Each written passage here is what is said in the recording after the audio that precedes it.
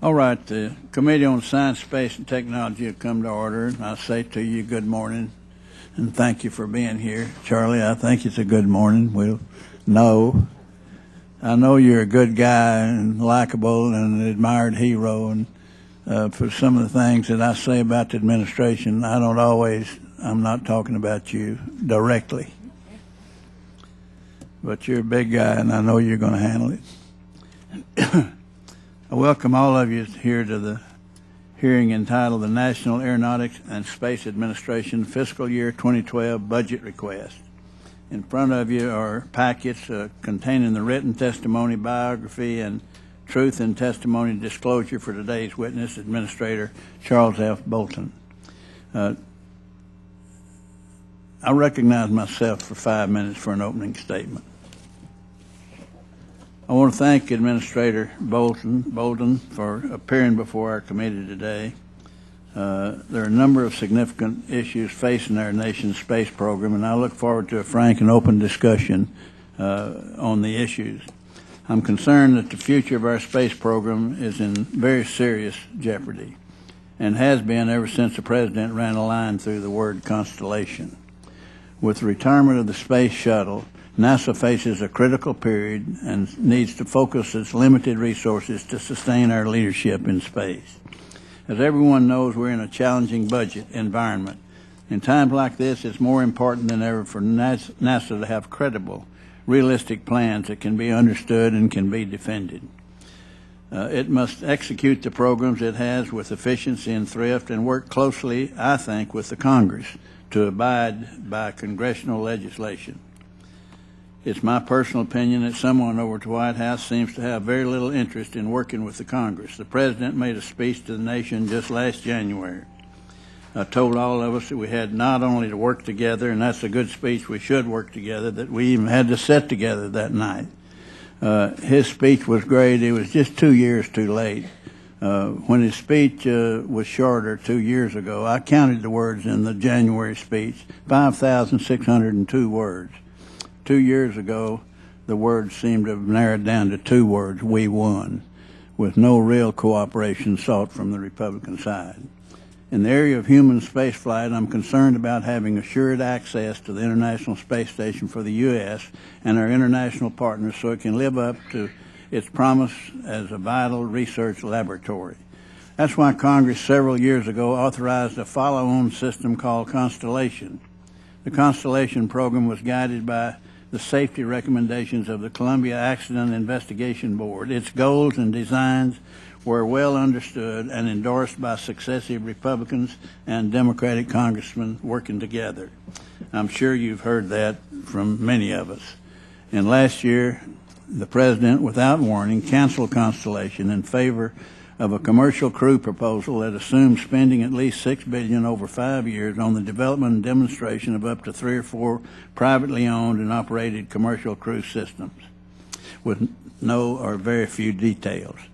Despite repeated requests from former Chairman Gordon and myself, NASA has never provided the basis for its cost estimates or a credible plan showing how the needs of the U.S. and our international partners could be met at a lower cost or on a faster development cycle than Constellation. So last year, after intense and often contentious debate, Congress passed the NASA Authorization Act of 2010. The bill was a product of compromise, and no one got everything they wanted, but the Act contained policy elements and funding guidelines that could allow the space program to move forward. Specifically, the Act provided $10.8 billion over 3 years for the newly designed multipurpose crew vehicle and space launch system to assure the capability to supply and support the International Space Station for the United States and our international partners in case commercial proposals fail to materialize. The Act also urged NASA to capitalize on investments already made in the Constellation program in order to save money, maintain a skilled workforce, and minimize further development delays. With regard to commercial crew, the Act authorized $1.3 billion over 3 years for activities that, as the authorization bill states, quote, reduce risk, develop technologies, and lead to advancements that will help determine the most effective and efficient means of advancing the development of commercial crew services.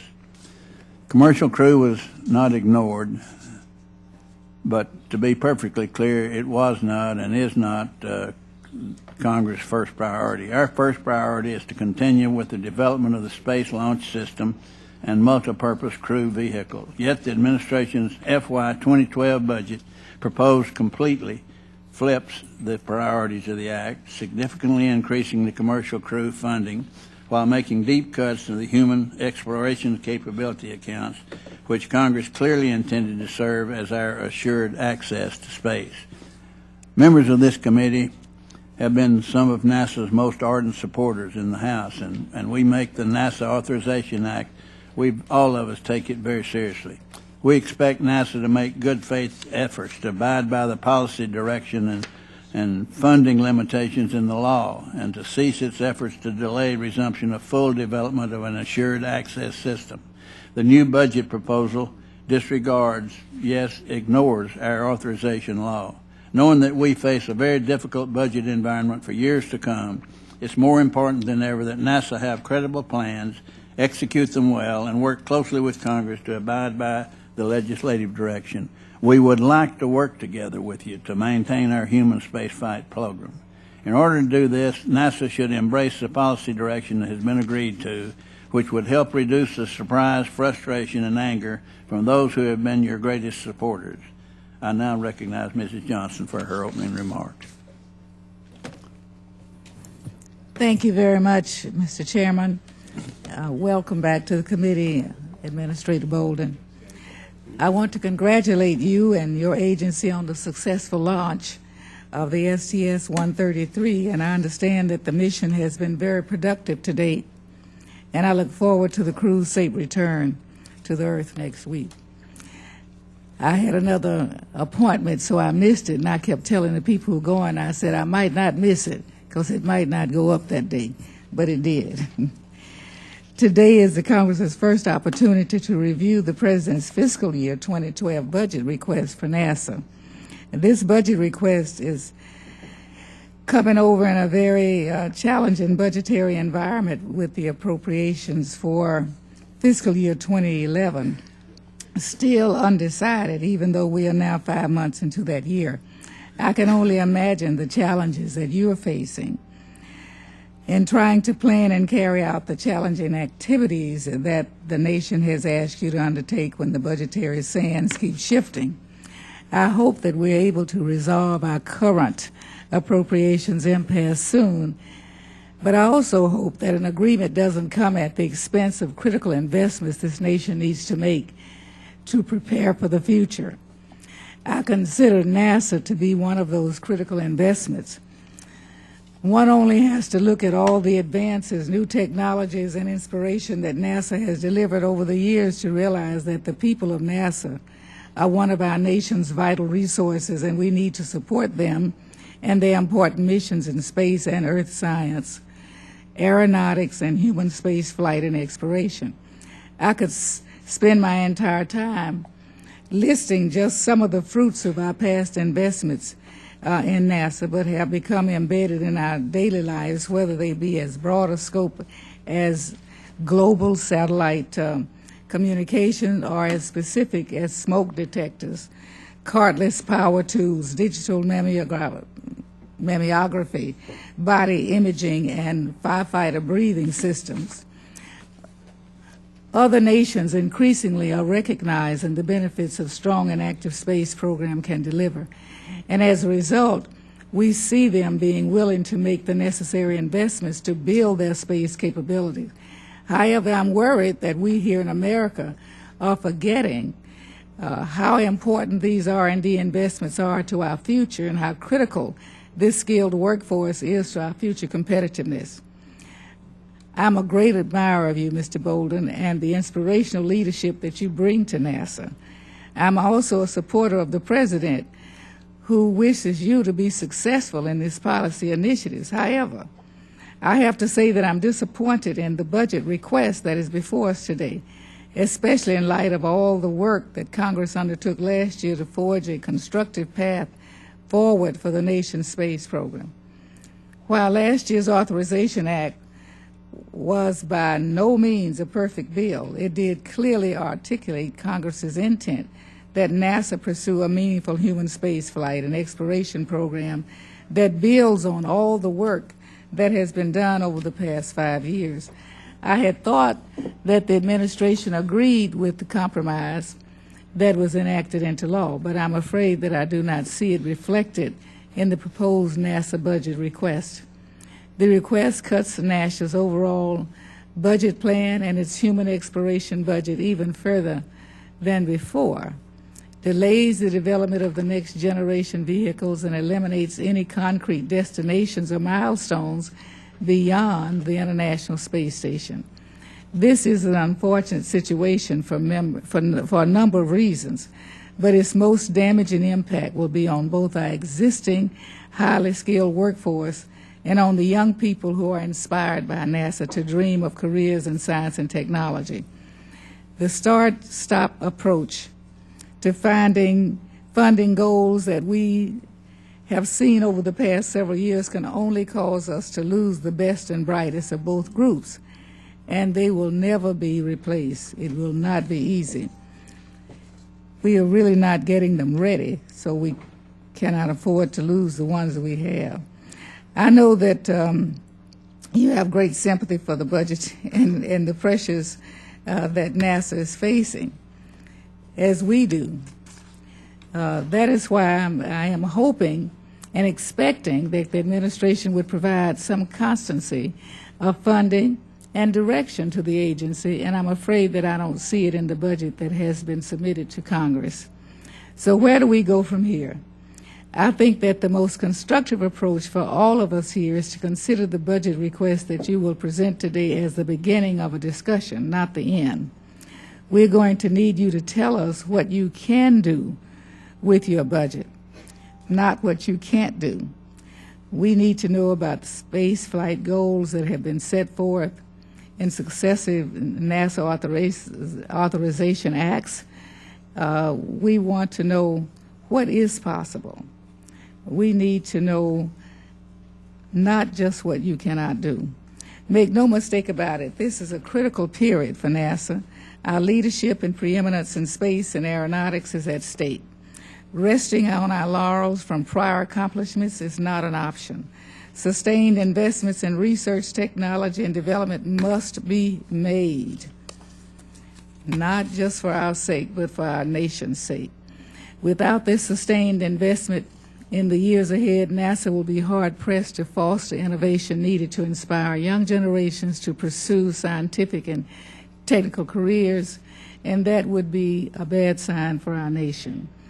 I want to work with you, Administrator Bolden, and with Chairman Hall to ensure that NASA continues to instill pride and to inspire by pushing back the frontiers of knowledge through exploring and living in space, advancing science and engineering, and developing innovative technologies. I want to again welcome you for coming, and I hope that we can work together to see that we have a more positive NASA program. I yield back. Thank you, Mr. Chairman. Thank you, Ms. Johnson, for a great opening statement. And if there are members who wish to submit additional opening statements, your statements will be added to the record at this point. At this time, I'd like to, and I'm proud to introduce the witness.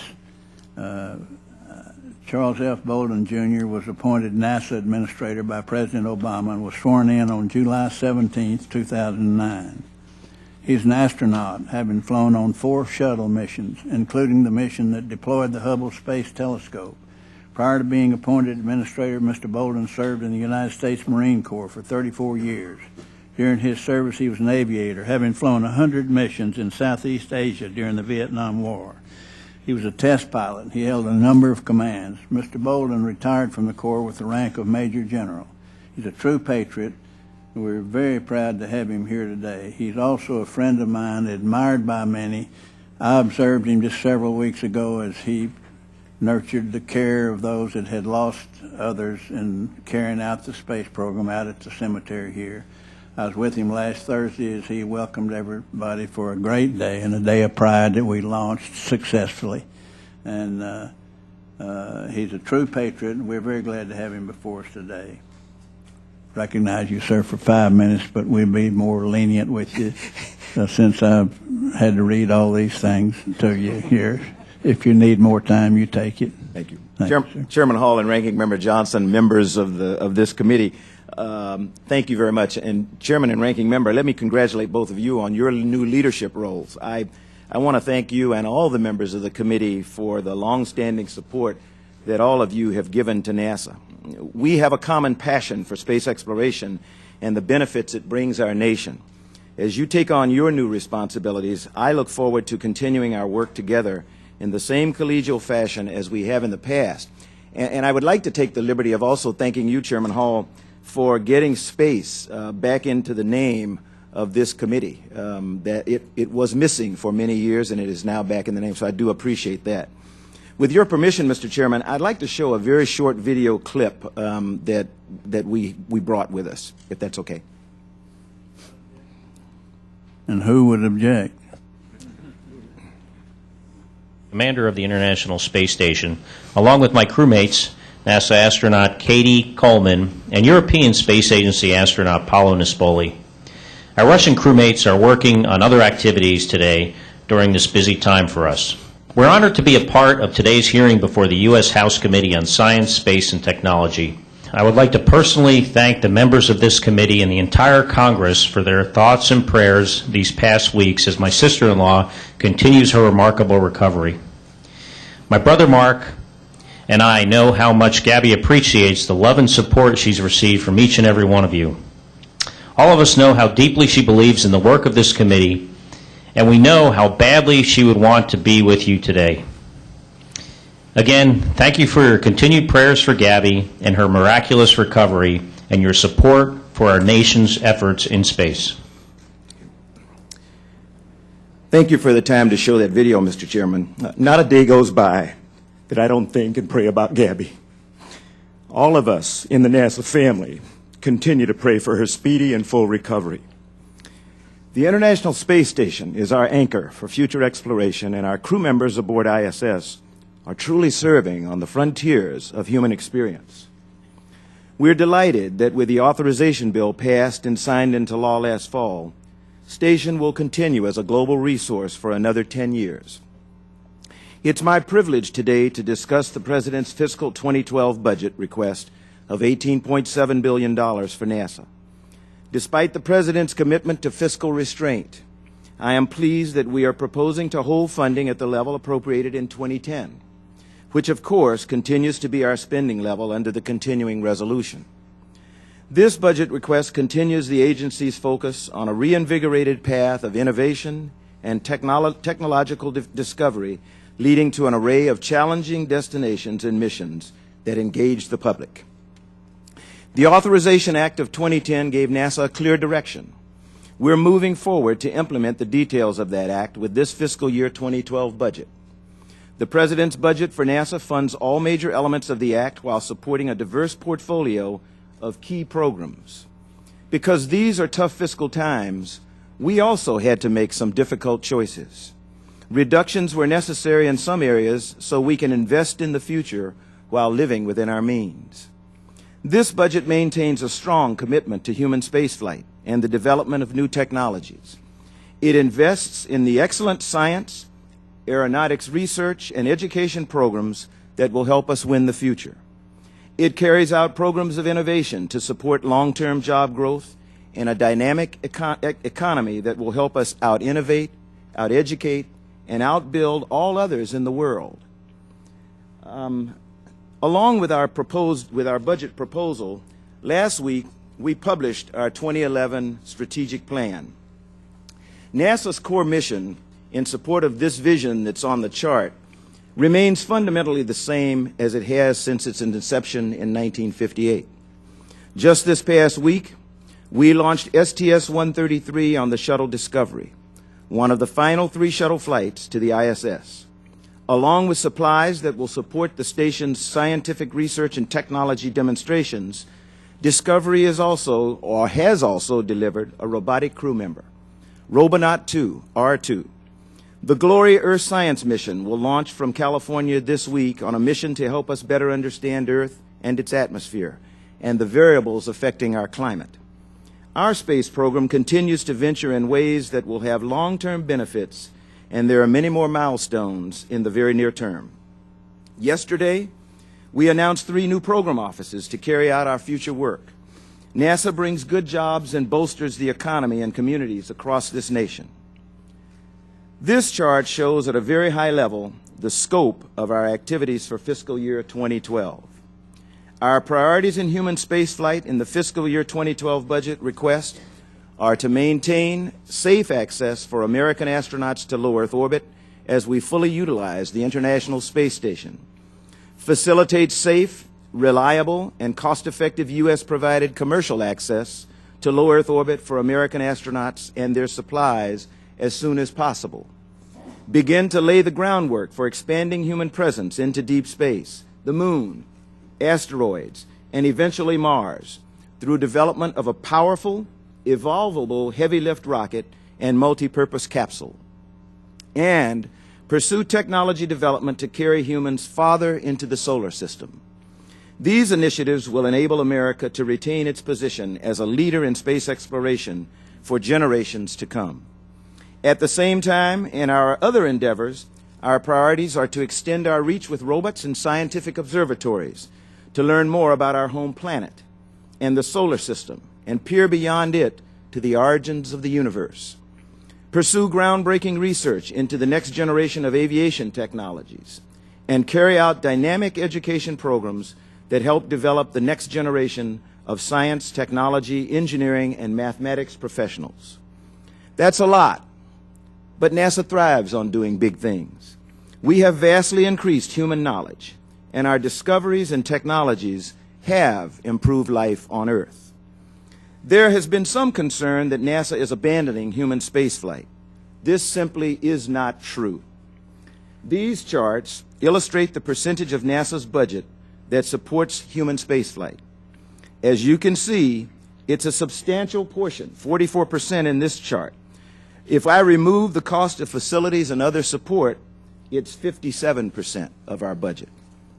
Here's human spaceflight broken out with its slice of the pie alone.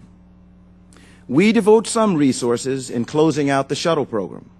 As the centerpiece of human spaceflight and the critical anchor for our future deep space exploration, the International Space Station gets the largest portion of funds. The next generation of vehicles, the evolvable heavy-lift rocket, and the multi-purpose crew vehicle receive 39% of our human spaceflight budget. Our continuing efforts to facilitate commercial access to space receive a significant boost, but still represent almost the smallest piece of our human spaceflight pie. I want to commend the NASA workforce, both civil servants and contractors across the nation, for their dedication to our missions during this time of transition and change. These workers are our greatest assets, and they make us all proud. They fully understand the risks of our exploration and welcome the challenge.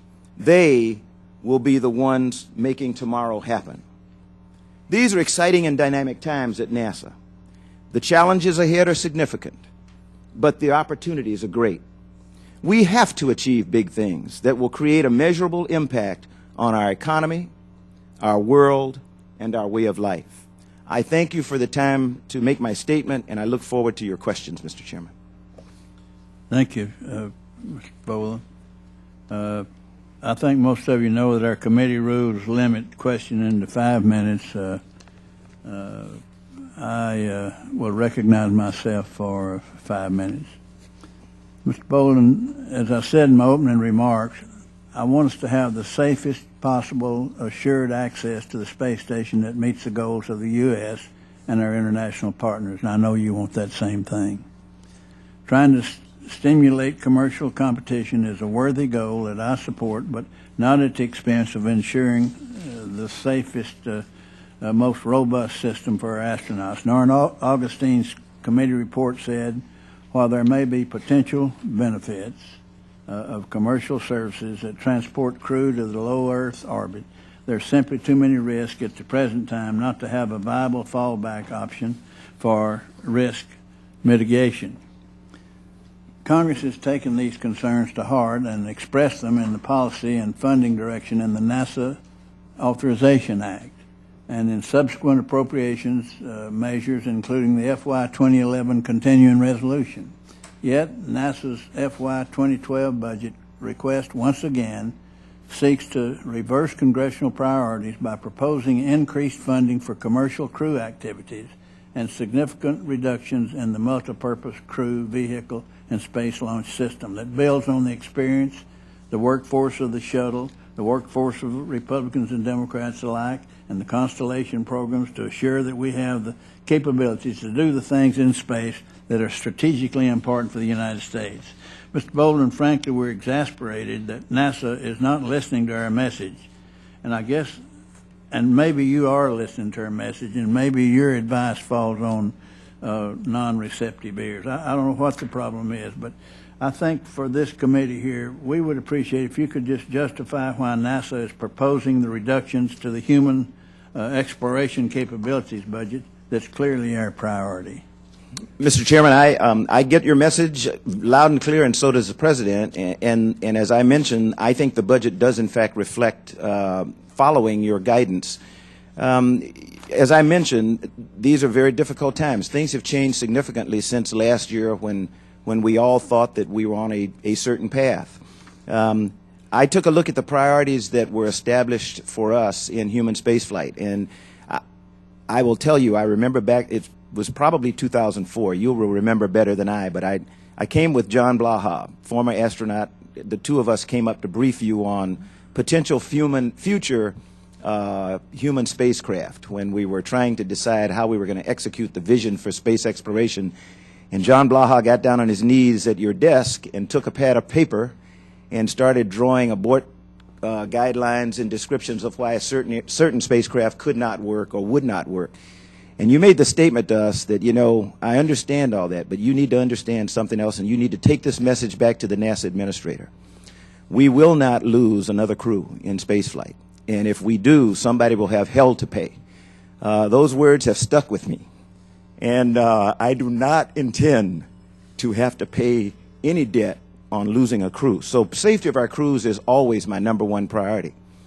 When I looked at how we get them safely to the International Space Station on American-made rockets, the best way to do that, and we can discuss this in the coming months, but the best, most efficient, perhaps fastest way to do that is by relying on the commercial entities that are well along in their development programs to provide access to low Earth orbit while NASA engages exploration, uses the evolvable heavy lift vehicle and a crew exploration vehicle to go do exploration beyond low Earth orbit. So I think we are complying with the major elements of the Authorization Act, and we made the adjustments in the balance inside that act that now causes the consternation because we wanted to make sure that I put #1 priority, safety of the crew.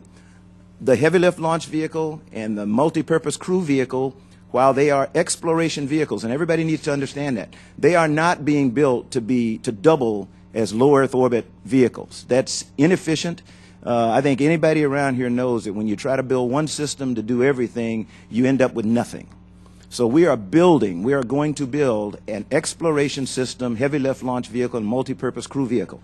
Anything that can go beyond low Earth orbit can go to low Earth orbit.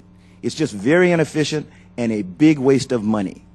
But the exploration systems will have the capability of providing backup should any commercial entity fail. And failure is not meant they fail to produce. They will produce because the commercial entities have produced for years. Orbital, that's one of our competitors right now in both the COTS program and the CRS program, and has announced that they intend to compete in commercial crew.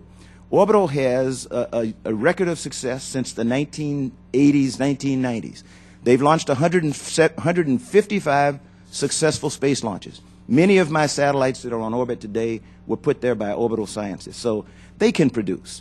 anyone who would try to convince you that that American industry cannot produce, is just not being factual, and they're not being truthful, and they're being disingenuous. So we have made the decision that safety of the crew is #1 priority.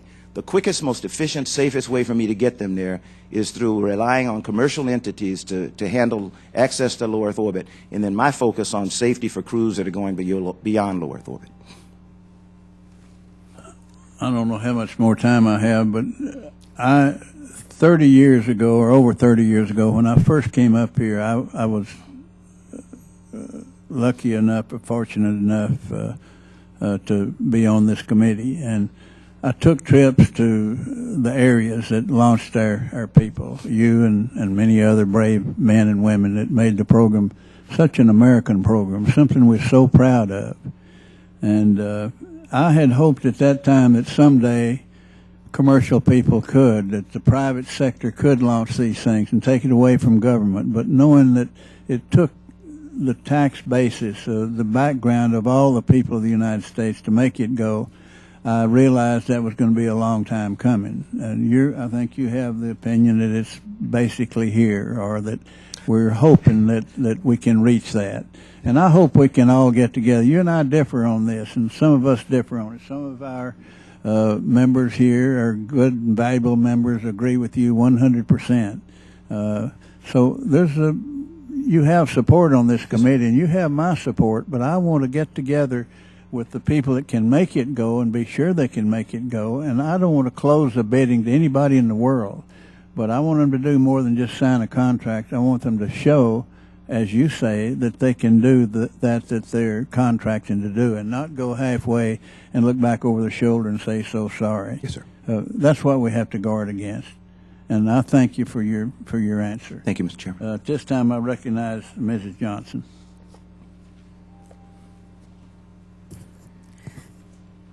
Thank you very much. I'm not really sure where to begin. You have indicated that NASA has planned the last shuttle mission, STS-135, if funds are available. Recognizing that the appropriations for 2011 have not been even finalized, what priority does STS-135 have relative to the priorities of NASA otherwise? Congresswoman, STS-135 is on my schedule, and I intend to fly STS-135 in June. I have a launch date. I think it's June 28th, and unless this Congress does something that changes the fiscal status of present conditions, and you can do that. I mean, if you take drastic action and significantly reduce the amount of money that I get whenever we get a 2011 budget, then it could change things. But right now, I anticipate that that reasonable people can disagree, and that the Congress is going to come to agreements that will not cripple NASA and the rest of the nation, and we will fly STS-135.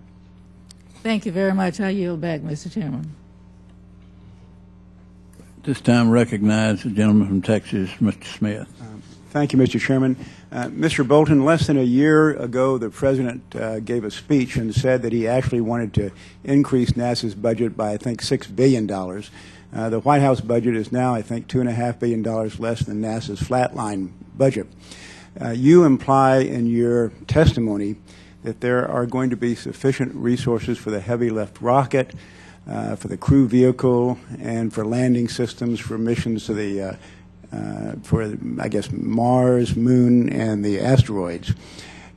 It seems to me that vision without resources is a fantasy, and that it's not really credible to say you can complete all those missions with the resources that have been designated. And just wondered if you would respond to that. There are a lot of professionals, a lot of NASA professionals that just say it can't be done, and you and the administration are saying it can be done. So you're the only one that I've heard in the last few weeks that I'm saying anything can be done. Everybody else tells me I'm saying it can't, and I do believe it can. So you stand by your budget and think you can accomplish all that with the resources that you have designated? Sir, I do. Okay. Would you please give me a timetable and a cost for the missions, not to Mars. That's just, I think, off the books and too expensive. But give me a cost and a timetable for the missions to back to the moon and to the asteroids. Congressman, I am unable to give you a timetable at this particular time because we need to find out. We need to find out first of all what my 2011 budget is going to be. I am spending right now at the 2010 spending level, hoping that that doesn't get dramatically reduced below that. If it does, all bets are off.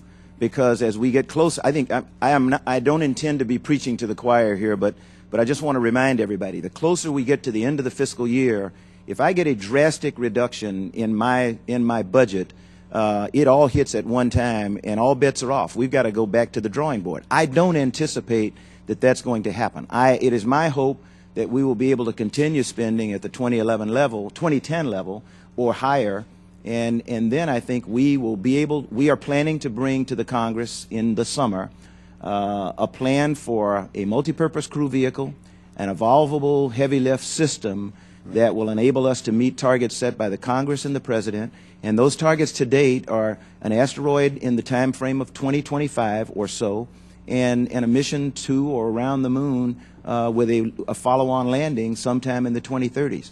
So those dates I still stand by. The other date that you gave me in the Authorization Act, 2016, for a heavy lift launch vehicle and a multipurpose crew module, those were difficult meeting even under the proposed 2011 budget and the amount, the level of the Authorization Act, and that was what I said in my 90-day report, that I did not say we could not do it. What I said was, given the level of funding in the 2010 Authorization Act, you have now made it very difficult for me to be able to execute the development of a heavy lift launch system and a multipurpose crew vehicle that is flying in 2016. I have not said I cannot do that, but I don't want to mislead anyone and make them think that I'm saying we can do it. There are a lot of a lot of industry representatives sitting behind me here who will tell you that we together as a team are going to be challenged no matter how much money you give us.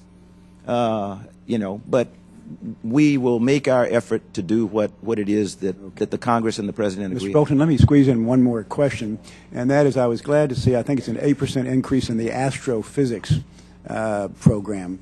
A lot of that is going to be directed to the search for Earth-like planets. What is the latest development in that area, and what do you expect us to learn in the next couple of years? Congressman, you sound like someone who's interested, so I will tell you the results from WISE and results to date from the Kepler Observatory have been next to phenomenal. We have identified, and I can't hold it in my brain, the numbers, but we have, just in the last year, we have identified literally hundreds, if not thousands. What about the future, the next couple of years? We are going to fly additional missions that will just build upon that knowledge. Kepler is not done. WISE is shut out, but we are looking at a follow-on to WISE. I would love to fly something that goes around Venus and looks back at Earth, because I'm not an astrophysicist or any of that stuff, but my science experts tell me that if we can put something like a WISE satellite in a Venus orbit looking back at Earth, when it comes to near-Earth objects, for example, things that will threaten this planet, we will have a much better look at them, a much better ability to make early determinations on their trajectory. And I know this is hokey stuff to some people, and they will want to laugh me off the planet, but potentially will save the planet one of these days. Thank you, Mr. Bolden. Thank you, Mr. Chairman. Thank you. At this time, Chair recognizes the gentleman from Oregon, Mr. Congressman Wu. All right, and that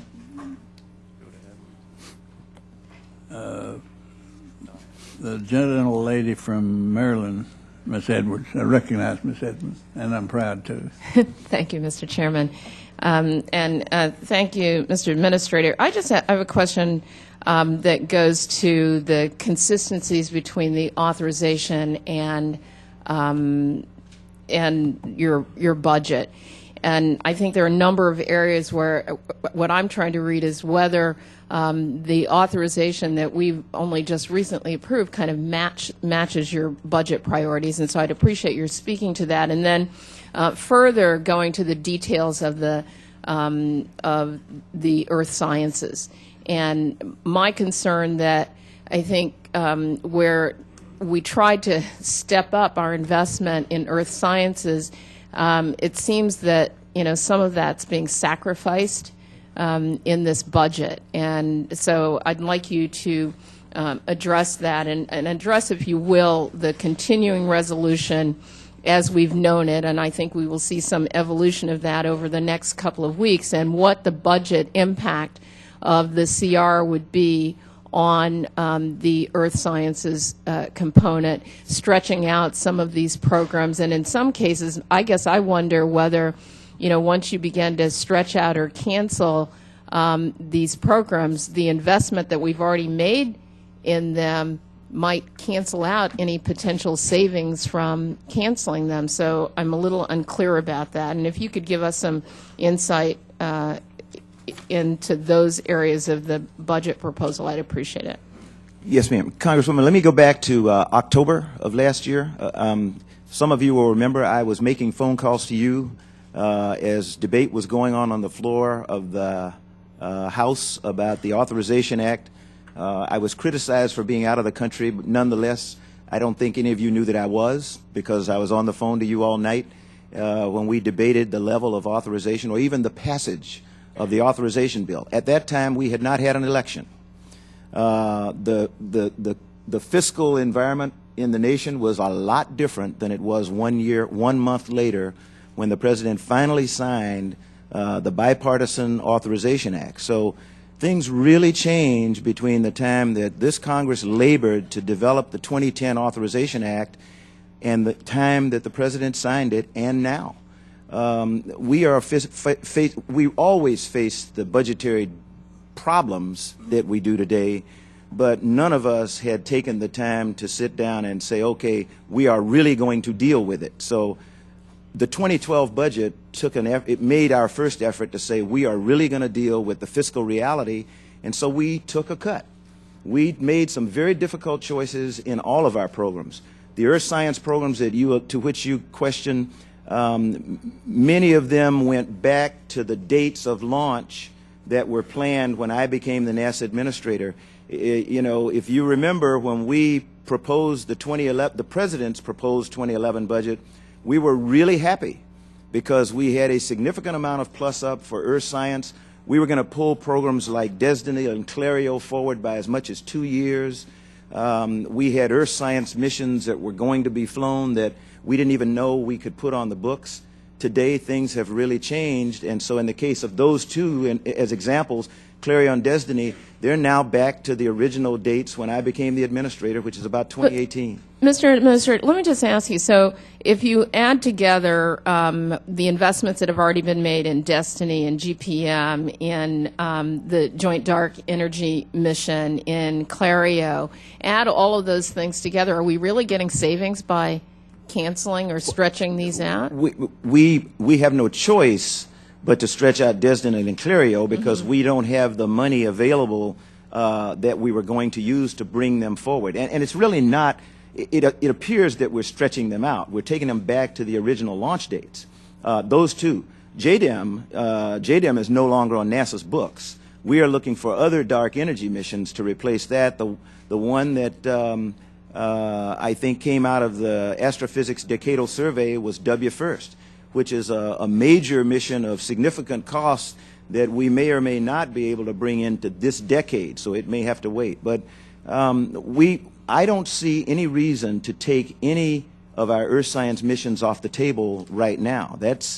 I am doing everything I can to preserve those missions. Well, you can just answer this for the record when you can, but I really would appreciate a response from the administration on the effect that these kind of program cuts have on experiments that provide satellite reporting that help us in the present, understanding and tracking tropical storms in Florida and the Gulf Coast, monitoring wildfires in California, tornado formations in the middle of the country. I mean, these have actually present day impact when you look at the kinds of cuts that are being proposed. And so if you're telling me that maybe it is we're not going to have any storms, maybe we're not going to have any wildfires or tornadoes, that would be really cool. You'd be quite a projectionist. But the reality is we won't have the tools to look at these things in the way that we need to, that cost human lives, cost property, and damage, and impact our commerce. And with that, I'd close. Congresswoman, I will take that for the record, and I would say I thank you for your observation. We are in dire straits as a nation when it comes to weather and climate prediction. INPOS is a satellite system jointly done by NOAA, NASA, and the Department of Defense, which is no longer there. We have had to break it up because of problems that we had, and we really do need to take a focused look at our earth science programs so that we make sure that we don't allow gaps to occur in the coverage for things like weather. You know, I need to get people thinking about earth science as the study of our planet, its atmosphere, its oceans, and the topography, the land, so that we don't do dumb things like think we can do away with an earth science satellite because it's talking about global warming. That is not what I do. I don't do global warming. I do earth science, and so we should talk more about that. Thank you, Mr. Chairman. I don't do global warming either. Yes, ma'am. Yes, sir. But we're sure on the same side there. Thank you, Ms. Edwards. Now I recognize one of the real veterans of this committee, Mr. Rohrbacher, the gentleman from California. Did somebody say global warming? I want to thank you, General, for mentioning near-Earth objects. And again, too many people take this issue so lightly, and it would surprise no one if tomorrow there was a discovery made that an object was heading toward the Earth that could cause tremendous loss of life, and we would be caught flat-footed. So those of us who are willing to take the laughs and et cetera, and the scoffing are playing a very important role in protecting a large number of people on this planet. I understand in your budget you are taking care of a certain usage of the Arecibo telescope that will ensure that that important part of identifying objects that could threaten the Earth stays in play. Let me note about NIMPOS. Had that project, the NIMPOS project, been on time and on budget, we wouldn't be worried about anything right now, would we? We'd have all the money we want. If we just would have run that one project, all of the money for heavy lift, all of that would have been available because it's all been wasted. Your most important job, General, is to make sure that never happens again and that we never waste billions of dollars by having programs managed so inefficiently as that program was managed. I would like to place in the record, Mr. Chairman, a letter for the record of 50 leaders. It's a letter signed by 50 leaders from the space community, including former NASA executives and former astronauts and one former chairman of this very committee, talking basically, well, I'd like to submit this letter for the record at this point, Mr. Chairman. Without objection. Okay. These credentialed experts are urging that NASA fully fund the use of commercial companies to carry crew to the space station because it is that in and of itself is a strategy that is critical for the nation's success in our space efforts.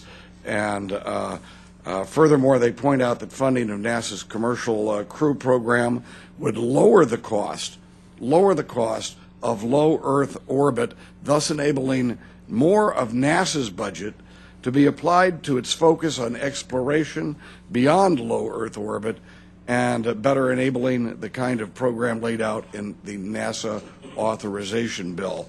Let me note that it makes no more sense today to have government employees being the ones who manage and operate and build all the space transportation vehicles than it would be if we said 20 years ago or 30 years ago, no, I'm sorry that all of the jet airplanes, all of our jet airliners have to be built and operated by a government-run airline.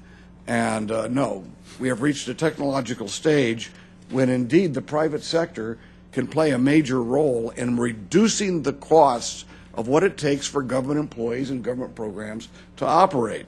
So I, number one, am one person I know that at least on this committee, that sides with you and the administration on at least trying to make sure that we maximize the benefit that the private sector can provide, perhaps in partnership with NASA, because that's what it's about. And Mr. Bolden, the 2010 NASA authorization painted a stark line between low Earth orbit operations for which it demanded a commercial process, and the exploration applications for which it relied on for the standard NASA development process. Does this budget, does your budget request support this structure of having that line between those two two approaches? Congressman, I'm not sure I fully understand the question, but Okay. but I would like to say I have been unfortunately remiss in effectively articulating the connection among all the NASA programs. You know, we are trying to get rid of stovepipes because we're trying to stay within the budget, fulfill our obligation to live within the elements of the 2010 Authorization Act, and then when it comes to human spaceflight, keeping our crews safe. The International Space Station, as I mentioned earlier, is the anchor for all future exploration. That's our moon right now. What is going on the International Space Station with a full 6-person crew, and today an additional 6 plus 1 in Robonaut, in R2, that we are developing technologies, we are understanding science that we will need to send humans beyond low Earth orbit. So it is the anchor. Well, we also have a lot of investment in this. It's the answer, Yes, sir. but we're talking about an investment of money.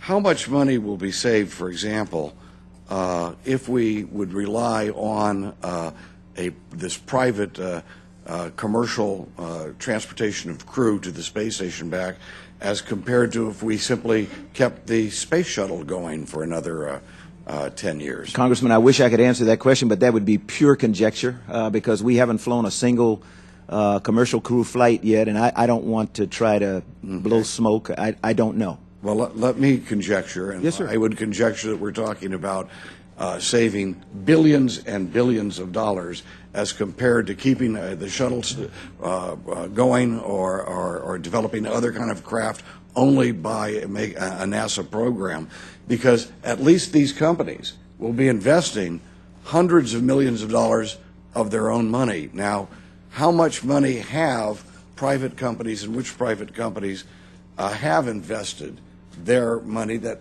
is money, it's not coming from our budget. Yes, sir. We're actually having people come in from the outside, releasing further money from NASA to do other things. How much money are we expecting from the private sector? Sir, I will take that for the record, but I can tell you I do know it is substantially more than we have paid in our fixed cost for the COTS program, and we will pay in our fixed costs for the cargo resupply mission. So the private entities have already invested substantially more than we have. I will take it for the record because I think your staffs were briefed earlier this week on some dollar figures, and they tried to give me that, and I couldn't remember it, so I said I would take it for the record. Thank you very much, General.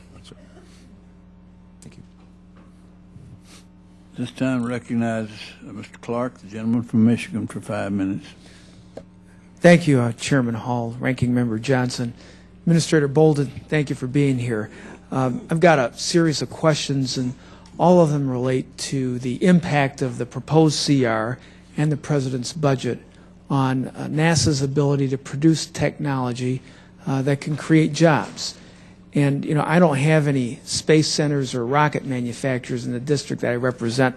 I'm from Detroit, and I represent Metro Detroit. We do make cars. And back 40 years ago, NASA released some structural analysis program technology that auto manufacturers were ultimately able to use to make better front ends, design better front ends and steering linkages. Most recently, your research in advanced fuels and fuel technology, I believe, has a lot of potential to help us make better plug-in hybrid vehicles and alternative fuel vehicles. Essentially, it's this, is that NASA technology has meant better automotive technology, which means that Detroit's able to sell better cars, and that creates more jobs for the people that I represent. What, if any, is the impact of the proposed CR and the President's budget on these types of initiatives that can be commercialized to create good jobs in our country? Congressman, I don't want to speculate on what the impact of a potential CR would be, but in the President's budget, it will allow us to continue the technology and technological innovation that has always been the hallmark of this administration. And I would, if I may, I would suggest that you go back home and brag about Detroit's part in STS-133. Detroit is aboard STS-133 in the person, if you will, of R2, Robonaut. Robonaut is a product of a 3-year Space Act agreement between General Motors and NASA. It was done on our nickel and General Motors' nickel. It was not in anyone's budget, but it was exploration technology that came back from the old Constellation program. General Motors came to us and said, we're having to pay hospital cost, injury cost on our workers who are putting the rain panel into cars because they're having to exert so much pressure to put that panel in place. Can you help us? And together we started developing R2. R2 now, I don't know whether it's in operation yet on the GM line, production line, but the intent is that R2 will take the place of humans in doing some of this high-level maintenance, reducing injuries. And General Motors continues their work in the SAA on the International Space Station now because R2 will be unfurled in the springtime, and then we'll begin to do a series of evolutions that are both General Motors projects as well as NASA projects. So you and the people of Detroit are on board the International Space Station. Well, thank you. That gives me even more of the reason to support your agency and serve on this committee. A couple questions I have to deal with the refocus of your agency on commercial development and also the impact of the proposed cuts on NASA education programs. But just for a backdrop, the President recently said that our economic crisis was like was this generation's Sputnik moment. And decades ago, when Soviet Union launched Sputnik, that created huge public and political support for massive R&D investment that ended up creating a lot of economic development and spurred investment in education. You had a lot of people who went into math, science, and technology fields. Some of the investments, as Ranking Member Johnson noted, in NASA resulted in technology that was applied to manufacture calculators, the microchip, and other technologies that we use in everyday life. How does your agency's reorientation, especially your focus on commercial development, really square with that long-term commitment to overall economic activity for our country? Yes. Congressman, the President has said the nation that out-educates wins. You will probably know that education is a passion of mine, and we have put serious investment into education through programs like the Summer of Innovation that we piloted last year and will continue the next 2 summers. We are trying with we now have an Office of Chief Technologist. His focus is on working with academia, industry, and just general researchers and trying to find innovative ways to bring value to our own economy, to grow our economy, if you will. And those things are still covered in the President's 2012 budget. Not to the extent that they were in the President's proposed 2011 budget, but still, I think, effectively covered. We've got to demonstrate that we can do what we say we can do. So while I would love to have more money for technology demonstrations, NASA has a history of promising a lot in technology demonstrations and then squandering the money. We do not intend to do that. We intend to work with centers like the Glenn Research Center, the Langley Research Center, Ames Research Center, and others, and actually bring some of this technology development to the fore where industry, academia are participating. If you go out to Colorado, where one of our competitors in the Commercial Crew Development Program is building their rocket, they bring college students in, and they work alongside engineers. That's not NASA, but that is a commercial entity that is supporting NASA and the future of commercial spaceflight, but they're bringing college students in to get them excited about being a part of this program.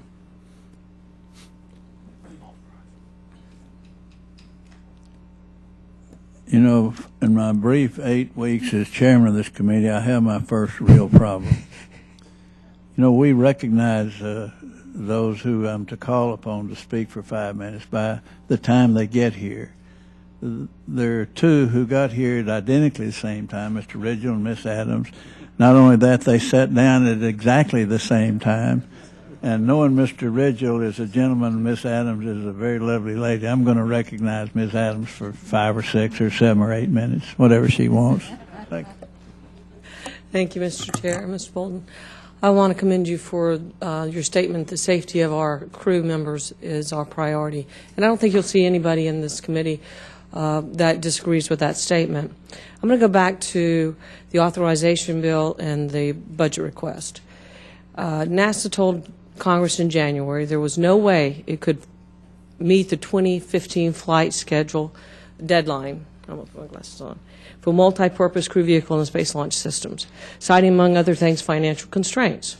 Based upon the request for $1.2 billion less for these systems than was what was authorized by Congress, I am concerned that you're really not interested in meeting this deadline at all.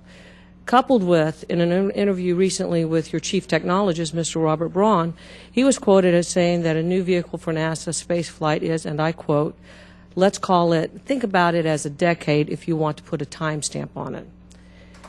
Is this your time? I mean, is this your timetable? This is something I want to know. Is this what you believe Congress has authorized? And then the NASA authorization bill stated that the space launch system and the multi-purpose crew vehicle should act as a backup in case the commercial crew is not ready in time. And again, is this something you're pursuing? And I want to state that when you were earlier speaking, you said that this would not be a productive use of the cost and time and ability of NASA, or something similar to that. And it struck me as interesting that you said that we would not use this as a capability of this vehicle. Yes, ma'am. We would not want to use an exploration vehicle as a low Earth orbiting vehicle because it would indicate two things that happen. One, we had either had the loss, the physical loss of a low Earth orbiting vehicle, whether it's Soyuz currently, or whether it was an orbital or a Boeing or a SpaceX or any other vehicle. It would mean that we had lost a vehicle and crew.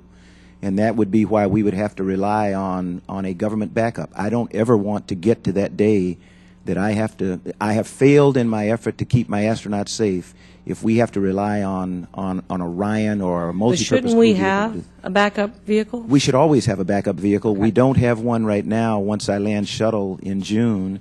And the multi-purpose crew vehicle on a heavy lift vehicle will serve as a backup to any system. I ideally would like to have two commercially... And the timetable? The timetable for this? The timetable for commercially available crew access is the 2015-2016 timeframe.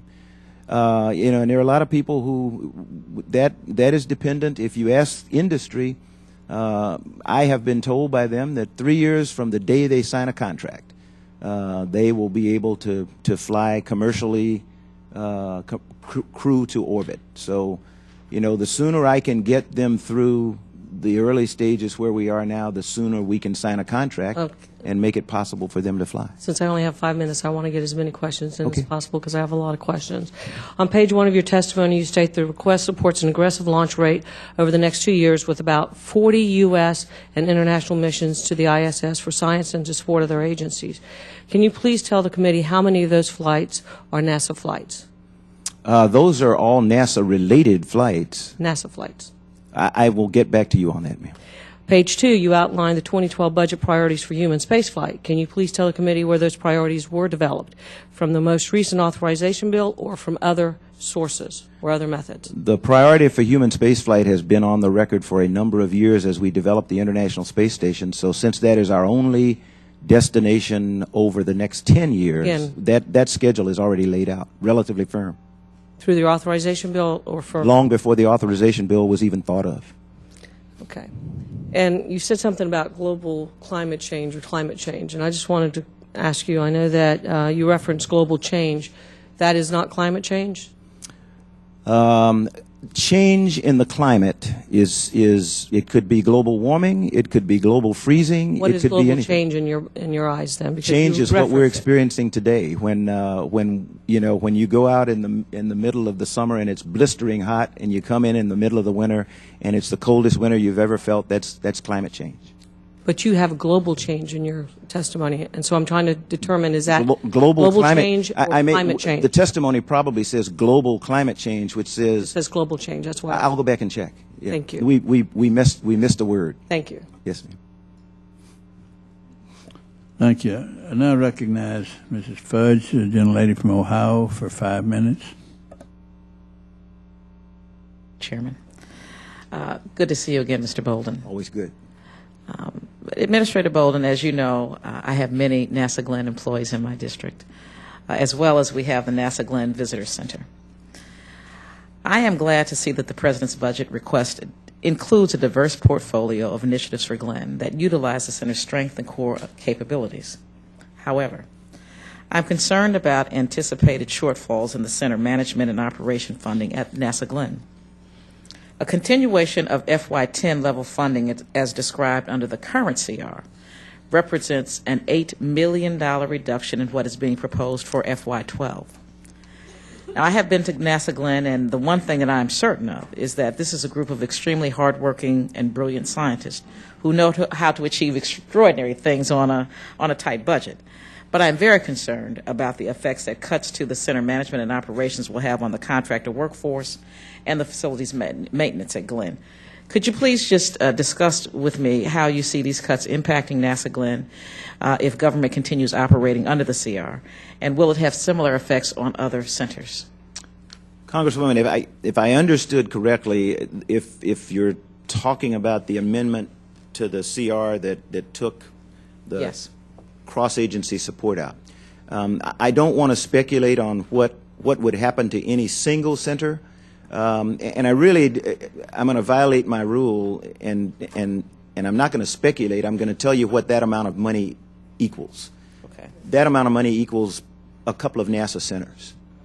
So if, in fact, the Congress were to pass, that CR, I would have to find a way to either stretch money around or we're talking about the funds to run 2 NASA centers. Correct.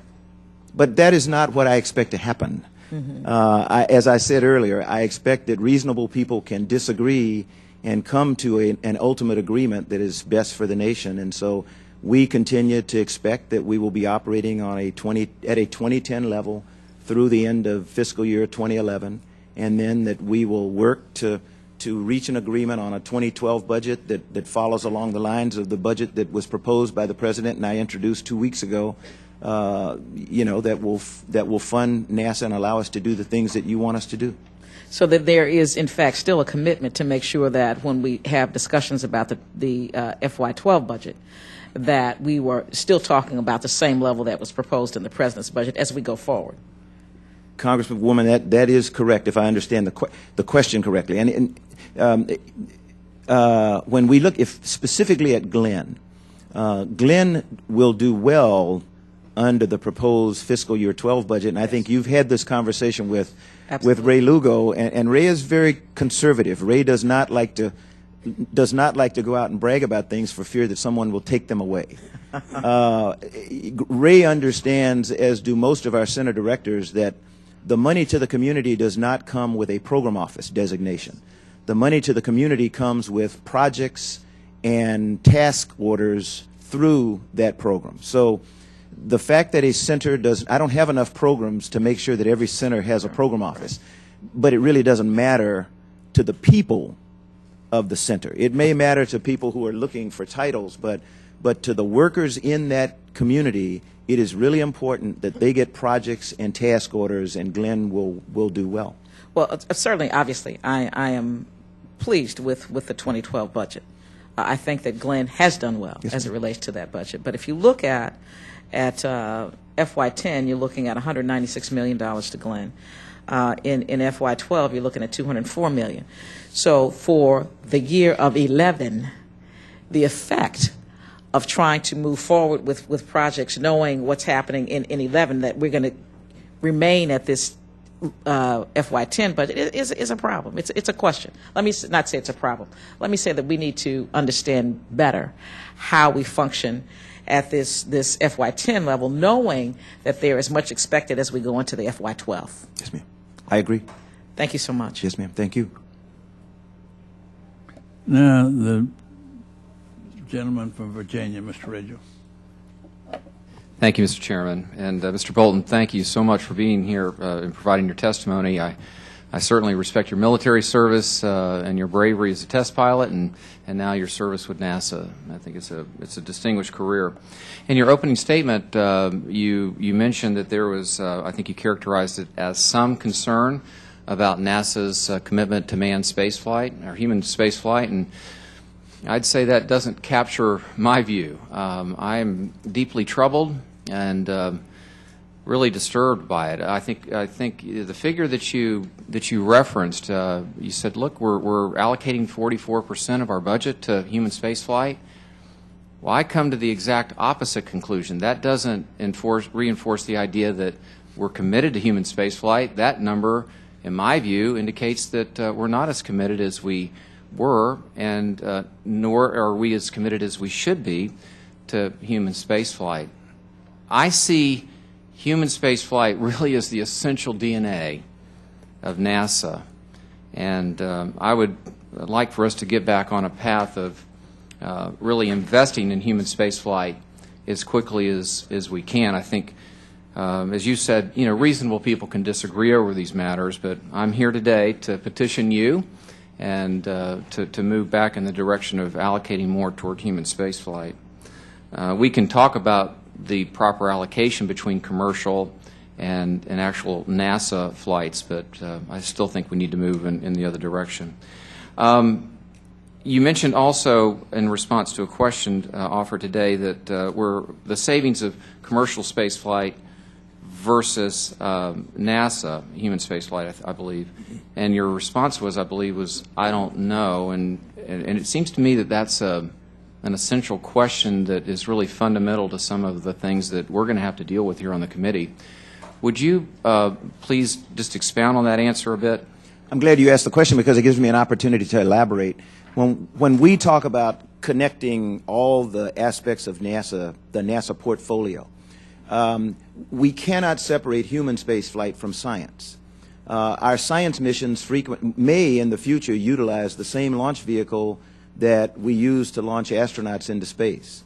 Today, my science budget is under attack because of the rising cost of a launch vehicle. If I can find a way to get a cheaper launch vehicle, I can fly more science. That same launch vehicle that would take humans to low Earth orbit. So the integrated advantage of going to commercial carriers, to adding competition to the mix, whereas today, I mean, if you look at Orbital Sciences, Orbital designed the Taurus II not to take humans to orbit. They designed it to meet a market that they saw being there, which was for a medium lift rocket. They say that's where the science market is. That's the way that they targeted. That I happen to, we have done a little bit of conversation and some analysis of the market. So they are very comfortable that whether they participate in human spaceflight or not, they have hit the target because that's where the market lies. If they can win in being one of the carriers for humans to low Earth orbit, they have multiply magnified their profit. They have decreased the cost to orbit for me because now all I do is buy service. I don't operate it. I don't carry the infrastructure cost. And there is some debate now about how much I am really spending on the Kennedy Space Center. There's disagreement even among my own people. We spend a lot of money every day, every month, every year, just maintaining the infrastructure of the Kennedy Space Center, whether I fly a shuttle or not. Well, I am trying to get rid of that. Well, on this point, I think we're in full agreement. I think that there is a place for a commercial role here, and I think that having, as a businessman who's now a representative in our Congress, I'm instinctively drawn to the statement, about competition and having companies compete here. But the question specifically is, and I think one that I'd ask that you maybe circle back around and provide some more information for the committee, and for me in particular, is the ability to properly develop an answer to that legitimate question of what are the relative cost of NASA putting a human in flight versus the private sector, and I think that merits more exploration. So I will get you that. I will get you that answer, and the word you just used that requires more exploration. The reason I can't give you the answer is because exploration is just that. It is something that we pursue, having no idea what we're going to find. If I looked at putting a dollar value on the A train, it's 5 Earth science satellites that orbit Earth, near polar orbit, every day.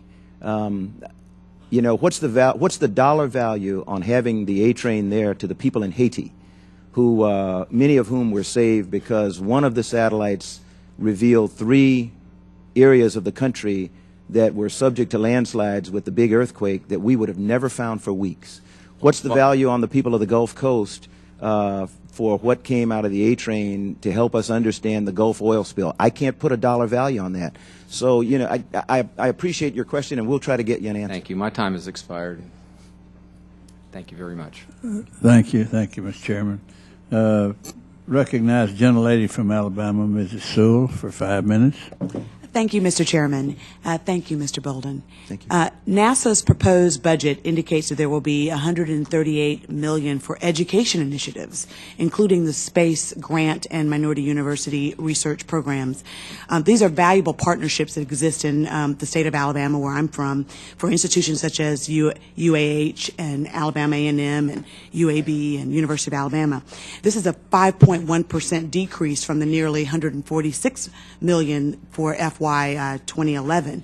How will this anticipated decrease in funding impact these valuable educational initiatives? I, like you, am quite concerned about educating the next generation and would like to see those partnerships continue. Congresswoman, like every other agency in the government and like every company in America, we're looking for ways to streamline the way we do business. Leland Melvin, who is my new Associate Administrator for Education, once chaired, and now since he's the Associate Administrator, he oversees the work of an education design team within NASA. And we've gone out and we're working with professional educators, colleges and universities, secondary educators, to determine how we can better implement our education program within NASA so that we get the same value that we get right now for less money. So the $138 million is a significant amount of money for our education efforts. We are also trying to collaborate much more with other agencies. We're working with the First Lady's, the White House initiative for things such as helping military families. An aspect of that is education for military families. We have content that we can offer that we don't spend another dime on. It's already there. Whether it's talking to astronauts from the International Space Station. One of the best things I did when I was flying was we used to do something called SARX, where you got on a ham radio and you talk to kids in schools. That's incredible, and that comes at almost no cost. So we're trying to find better ways that we can implement what we have at lower cost. Great. The proposed budget for FY12 also provides $1.8 billion to help develop a heavy lift vehicle, the SLS, that will launch the crew. Marshall Space Center in Huntsville, Alabama, will likely be a very major contributor in designing that heavy lift vehicle. And in FY12, the funding request for this project significantly, is it sufficient, I would say, to fully fund and sustain the development of the heavy lift vehicle through 2016, which is the desired timetable. And are you committed to making sure that those funding levels stay about the same? I'm committed to try to make sure that the funding levels remain about the same. And one of the things that you will see in our congressional justifications is, beginning in 2013, I have asked, and I think I've been granted, it remains to be seen whether the Congress will agree, that we put human exploration in one budget line, so that as we go with the development of an evolvable heavy lift system and a multi-purpose crew vehicle, that we can move the funds around as necessary in each successive year, so that we marry those programs up when we need them. That being the 2020 time frame is when we will need an integrated heavy lift launch vehicle and crew exploration vehicle that can go beyond low Earth orbit. There may be available systems before that time, but I don't need one for beyond low Earth orbit until 2020. Thank you. Yes, ma'am.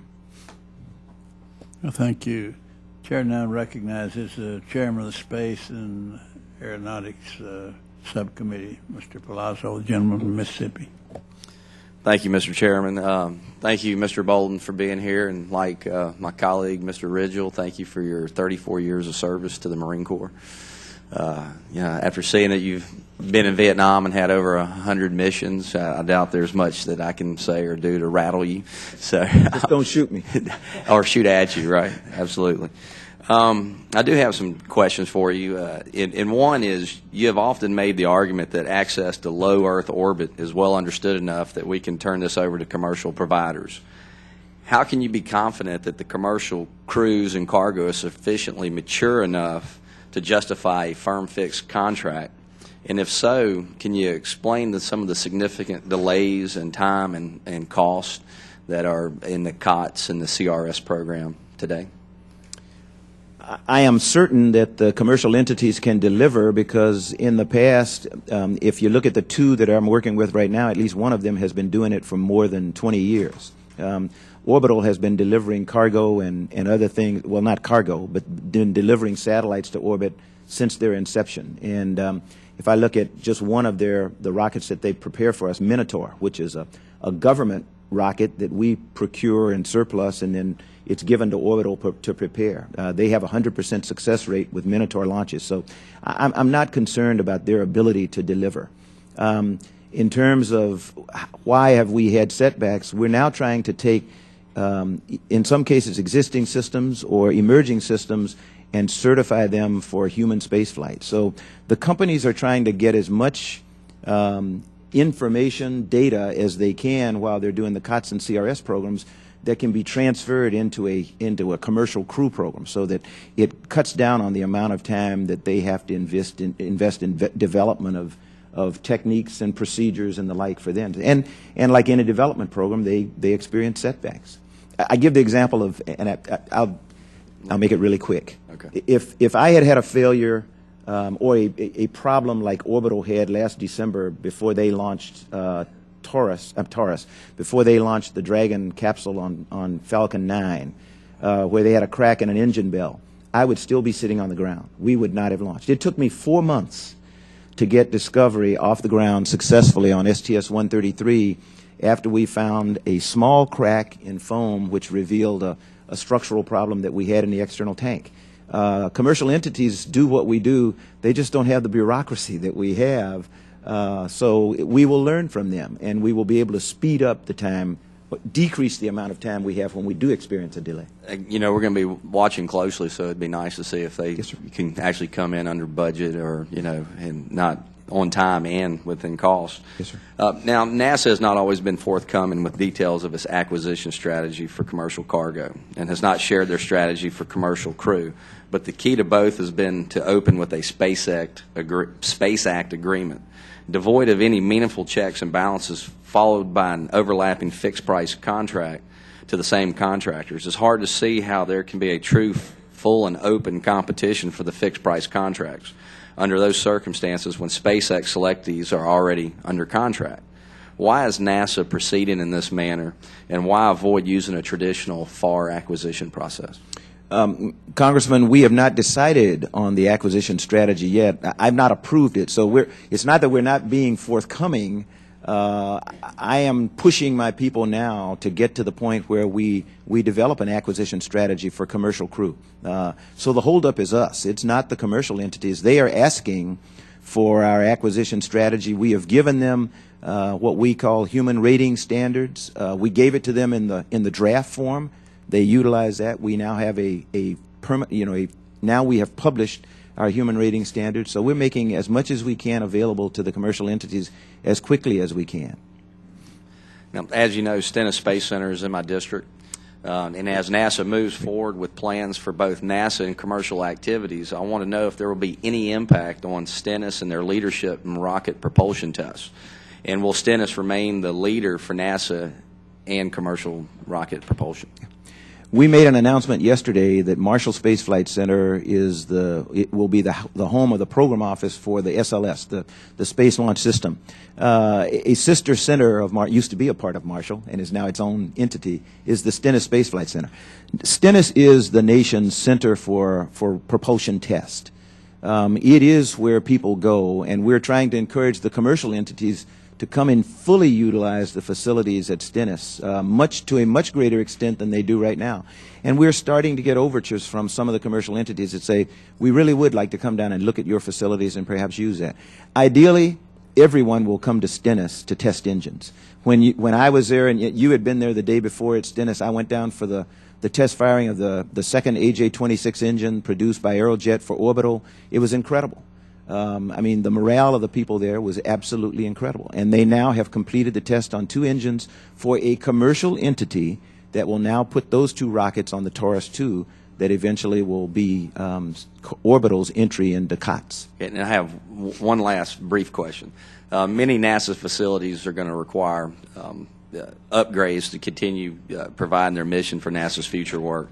Are you committed to providing the necessary resources to upgrade the test facilities at Stennis? I'm committed to do that. And I think we've talked to you about the A3 test stand, and my commitment to complete the work on the A3 test stand is an example. Thank you, Mr. Bolden. Yeah.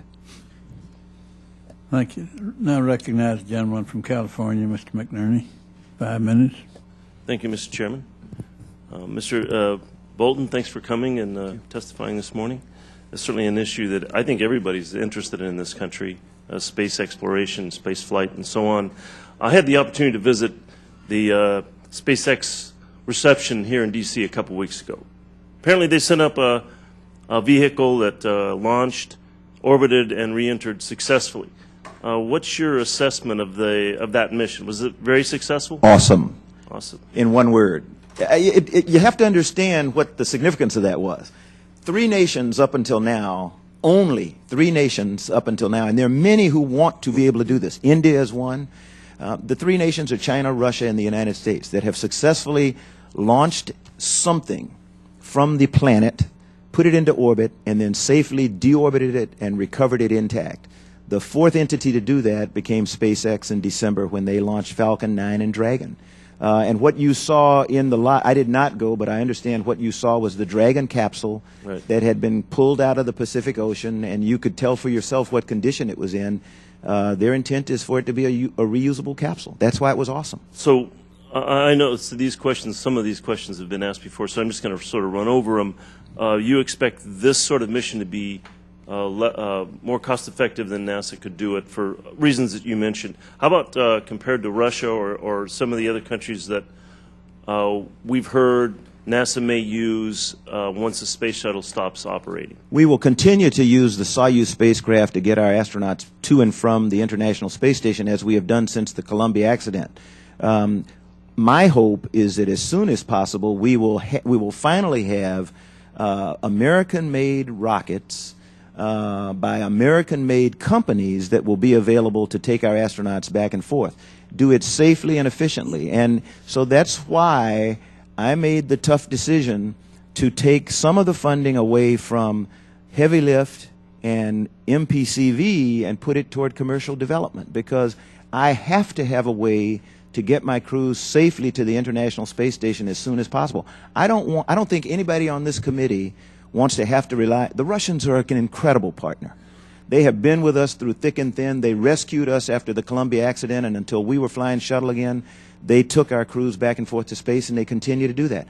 I don't want to have to do that forever. I want to have American-made rockets and American-made capsules that take our crews to low Earth orbit. And I have been ineffective in explaining the critical value of making that possible as soon as possible. I don't have enough money to give them to bring it in. You know, I'm trying to buy down the risk on that. Every dime I can put toward that effort buys down the risk. You know, I was in industry before I came here, and I understand the importance of having multiple suppliers, because if you just have one, they're going to you're at their mercy. What's the prospects for having multiple private companies in this country capable of carrying out these missions, these transportation missions? I will give you my guess, and that is only a guess, and with all due respect to everybody on this committee, I don't run a company. I have never run a company. But I talk to people who run companies, and they have boards that they have to convince that it is worth the investment. And so I think some of my industry partners are still back here. They will tell you they have had to fight to convince their boards that what we are about to do is worth the risk.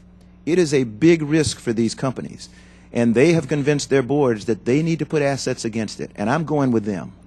I think they can do this. Are there foreign companies doing the same thing? Oh, there are foreign companies that are teaming with American companies in everything we do. It is hard to find any industrial effort today where people are not teaming with international partners. The President's, our own space policy, emphasizes the importance of teaming with international partners. The Hubble Space Telescope, which I helped deploy in 1990, would have never been possible without the cooperation of the European Space Agency as a partner. The solar arrays came from the British space, you know, the British aerospace. The last question I have then is, are there going to be any restrictions on these companies in terms of carrying out commercial missions that may have some harm to our national security? There are always restrictions, and that's where you have to help me. You have probably, I'm not sure which committees you're on, but the Secretary of Defense, the Secretary of State, the President, all of us are pleading for help from the Congress in streamlining the export-import laws so that we don't continue to penalize American industry. You hurt NASA because I have to rely on my industry partners. When they are held to very strict standards under INCSNA and you name it, they could give you a whole list of import-export laws. There is a happy medium somewhere, and we're not there right now. We have driven business offshore, and we've got to get it back. Right. Just having commercial launch services available is not going to bring the business back. We have got to make some changes in our export-import laws. Okay. Thank you. Thank you, Mr. Chairman. Thank you. And the chair recognizes now the chairman of Research and Science Education Subcommittee, Mr. Brooks, gentleman from Alabama, for 5 minutes. Thank you, Mr. Chairman. Mr. Bolden. Mr. Bolden, were you aware that a couple of weeks ago, when the House was debating a continuing resolution for this fiscal year, that there was an amendment proposed to cut roughly $300 million from the NASA budget and divert that to the COPS program? Oh, yes, sir. I am very much aware of that. We talked about it quite a bit. And what harm would be done to NASA, if any, by the diversion of this $300 million if it's left to stand in the Senate? Congressman, you know, if we talk just about that amendment to the provision and nothing else, I might be able to give you an answer, but because I don't know what is going to be the final result of a CR, it would be conjecture for me to guess. There may be some offsetting adjustments made in the final CR that puts all that money back. So I don't want to run the risk of guessing on something that is not there yet. Well, as it stands right now, would the loss of that $300 million adversely affect NASA's capabilities? I think I answered a little bit earlier. That amount of money, I think what you're asking is that amount of money is a couple of NASA centers, maybe, you know, in terms of day-to-day operations. Well, that sounds, I mean, I'm a freshman, but that sounds pretty significant to me. Would you agree that that's a significant adverse effect? That would be a significant adverse effect. But again, I'm not going to speculate because that is a decision that has not been made by the Congress yet. You know, the House has passed and the Senate will still have a say. So you're asking me to guess on something that the other house of this Congress is going to Well, no, I'm still not has asking you to guess about what the Senate may or may not do. I'm asking you to testify whether there is an adverse effect from what the House's position has been, and that's the loss of $300 million to NASA. Do you have a position? Sir, there is always, an adverse impact about any decrease in funding. If I look at the effect on contractors, I am told that that's about 4,000 contractor jobs. So that's an adverse impact. Given that kind of adverse impact on NASA, what effort did either NASA or the White House undertake to communicate that adverse impact to congressmen before they voted in order to help protect the NASA budget?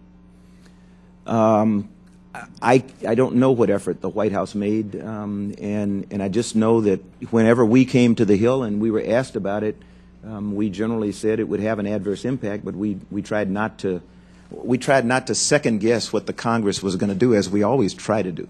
Well, I'm not aware of any effort by NASA or the White House to communicate any kind of adverse impact to the members of the House of Representatives from the diversion of $300 million from NASA to a local police and deputy program. Are you aware of any effort by the White House or NASA to communicate that to House members before the vote? Congressman Brooks, I'm not personally aware, but let me take it for the record, and I will get back to you on any actions that our folk took, because we've been up here over the last several weeks or months, and I will find out for you.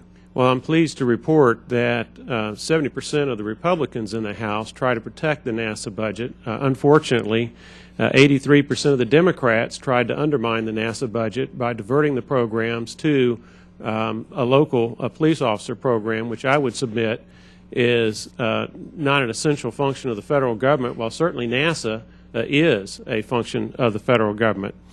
So I'd appreciate anything you can do in the future to try to help communicate to House members or senators, as the case may be, when these kinds of amendments come up that can have that kind of adverse impact on NASA, on 4,000 contractors and their jobs, or two NASA centers that you just brought up.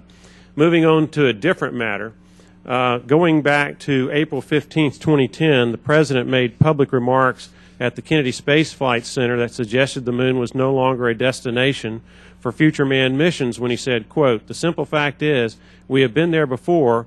There is a lot more space to explore," end quote. However, in looking at your comments today, I'm thankful that on page 2 of your official statement, you mentioned that the moon is a target. Is that correct?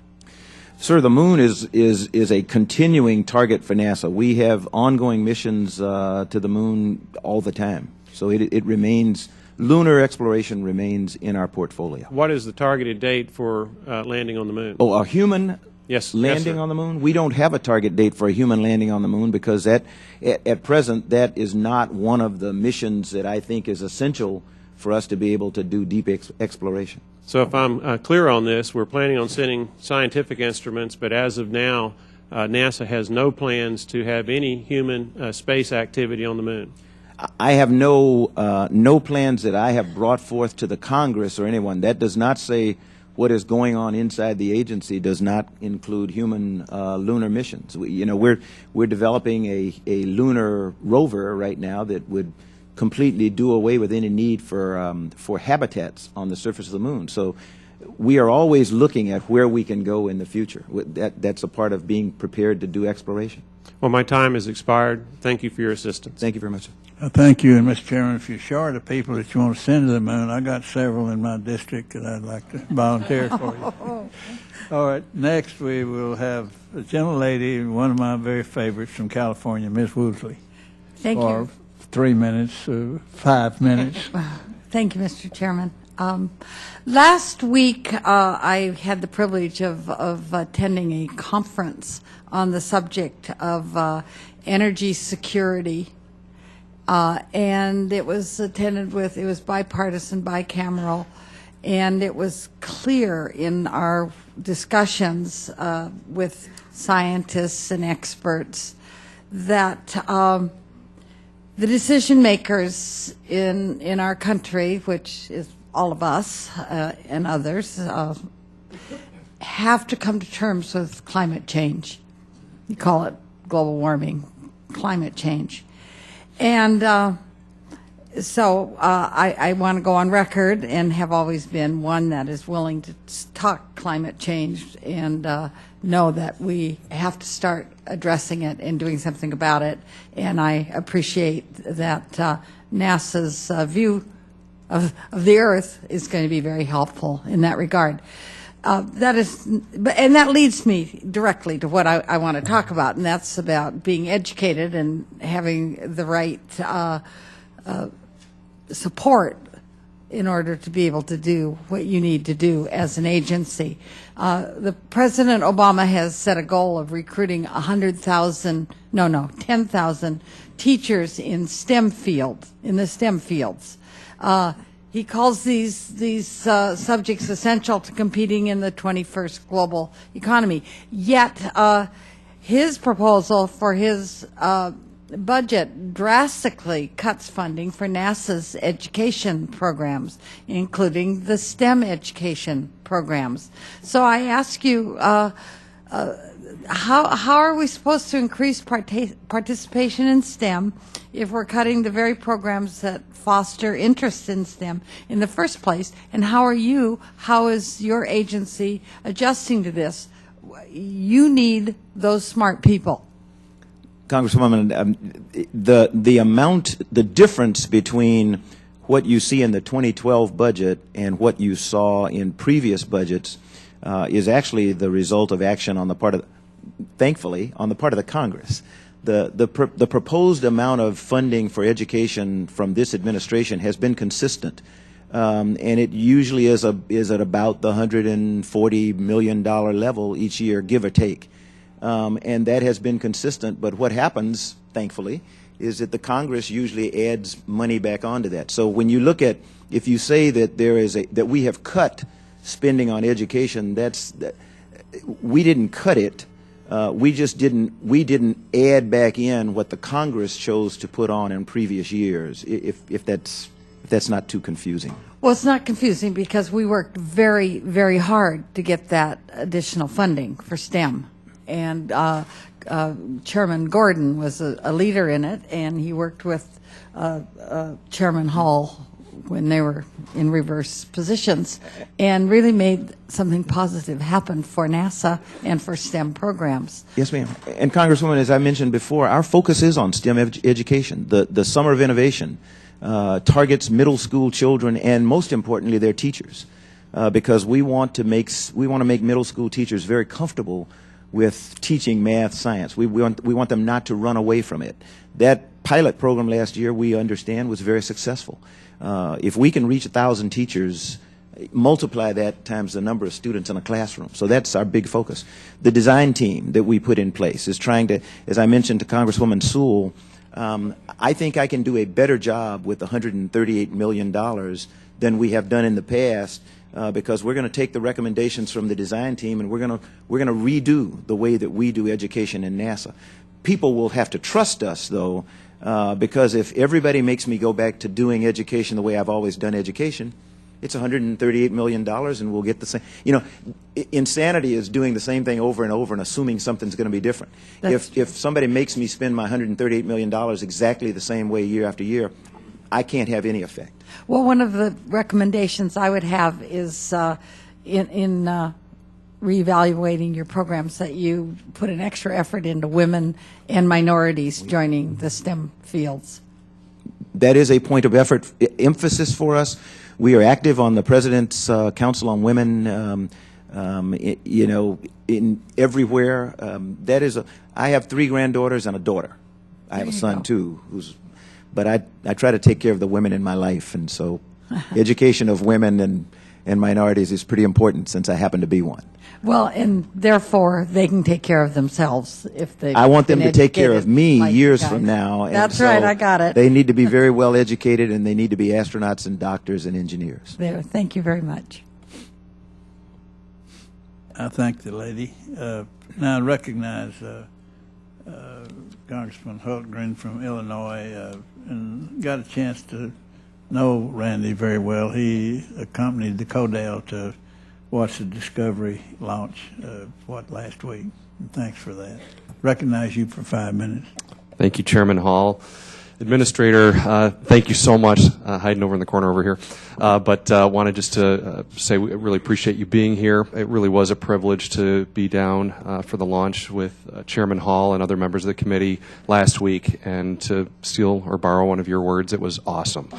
So it was great, and it really was helpful for us. Everybody there was so informative and really helping us understand the mission, and it was so exciting to be a part of that. So thank you for your work. But want to shift gears just quickly. Oftentimes we wear different hats here, and want to get your perspective on something. I also serve on the Transportation Committee, Aviation Subcommittee. One of the areas that we've worked on and talked about pretty significantly is NextGen, looking at its next generation air transportation system. And I know NASA has had a significant part, along with other departments as well. And I just wanted briefly to get your thoughts on NextGen, some of the work there as a key partner along with the FAA, Defense Department, other federal agencies. What does NASA see as some of the biggest challenges confronting NextGen? And from your perspective, how do you feel like this multi-agency collaboration is going? What can we do to improve that, to make sure that lower space travel is going well? Congressman, NextGen is incredibly important to this nation, and I am thankful that you asked the question, and I will try not to take all your time, but I could talk forever about this. NASA is heavily involved in NextGen. If you look at what we have done in terms of aircraft safety, with the next generation transportation system development, if you look at the constant descent and arrival profiles that are being worked on through with the FAA and DoD, we actually, through Langley Research Center and Ames Research Center, have designed some of the software and the programs that now have allowed us to go through some actual demonstrations of constant descent, constant climb outs. United Airlines and Continental were participants in tests that we did at Denver over the last few years. Those have all proved that we're talking about hundreds of thousands of gallons of fuel saved. You know, my aeronautics budget is $588 million or something like that. It is. Somebody asked about, you know, giving them a cost benefit. If I look at the amount of money that the airlines will save just through some of the work that came from NextGen, new airplanes and engine designs that we've participated in, the estimate is it will pay for my 1% of the savings to the airlines will pay for my aeronautics budget. If I could find a way, you know, if you all could devise some system such that industry put money back into us when we help them realize savings, then all of our jobs would be a lot easier. But 1% of the projected savings from some of the work that NASA has done in NextGen would fund my aeronautics budget. Well, I want to thank you for that, and I agree with you, and I think that is part of our job, is to get that message out there and to see that, although it was great to be down there last week, that there's so much more that NASA is doing that we all appreciate and see the benefit from. Many of us are frequent air travelers coming back and forth to Washington, D.C. My district is just west of Chicago, so I think I've got the highest number of folks who are helping to make sure that our skies are safe, who help with air traffic control with O'Hare, one of the busiest airports in the world.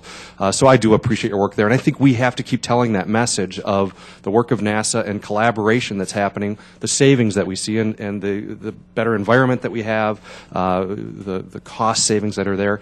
And the thing I'm most excited about is the safety, where it's been over 2 years now since we've had a fatality with commercial airlines, and so we need to continue that record.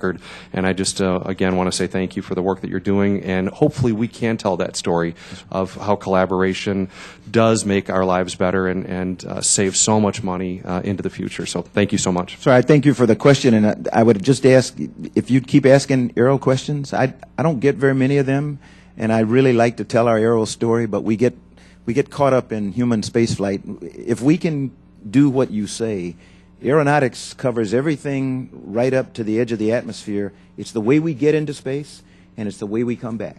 Hypersonic aeronautics is entry. It is what SpaceX learned how to do to bring the Dragon capsule back. So that's aeronautics. Everybody's got to come back to Earth sometime. Thank you.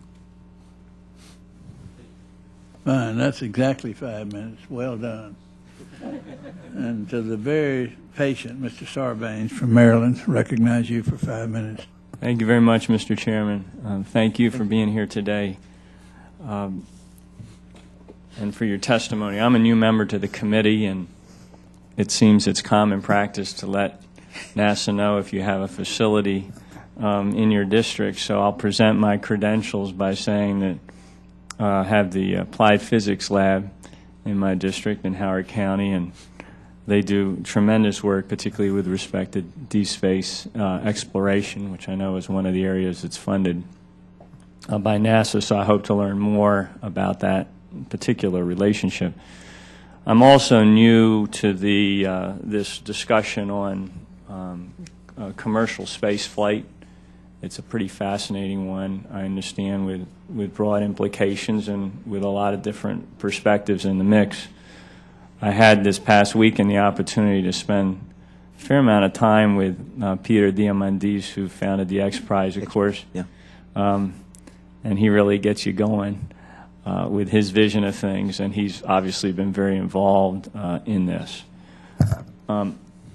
I was hoping you could, and again, I apologize because I'm getting, this is a curve for me, but with respect to the commercial space flight and the costs associated with it, is there a way you could just describe kind of the baskets that those costs go into? So in other words, I understand that there's a cost associated with making certain NASA facilities available for, I guess, co-development of the technologies that will help promote commercial space flight.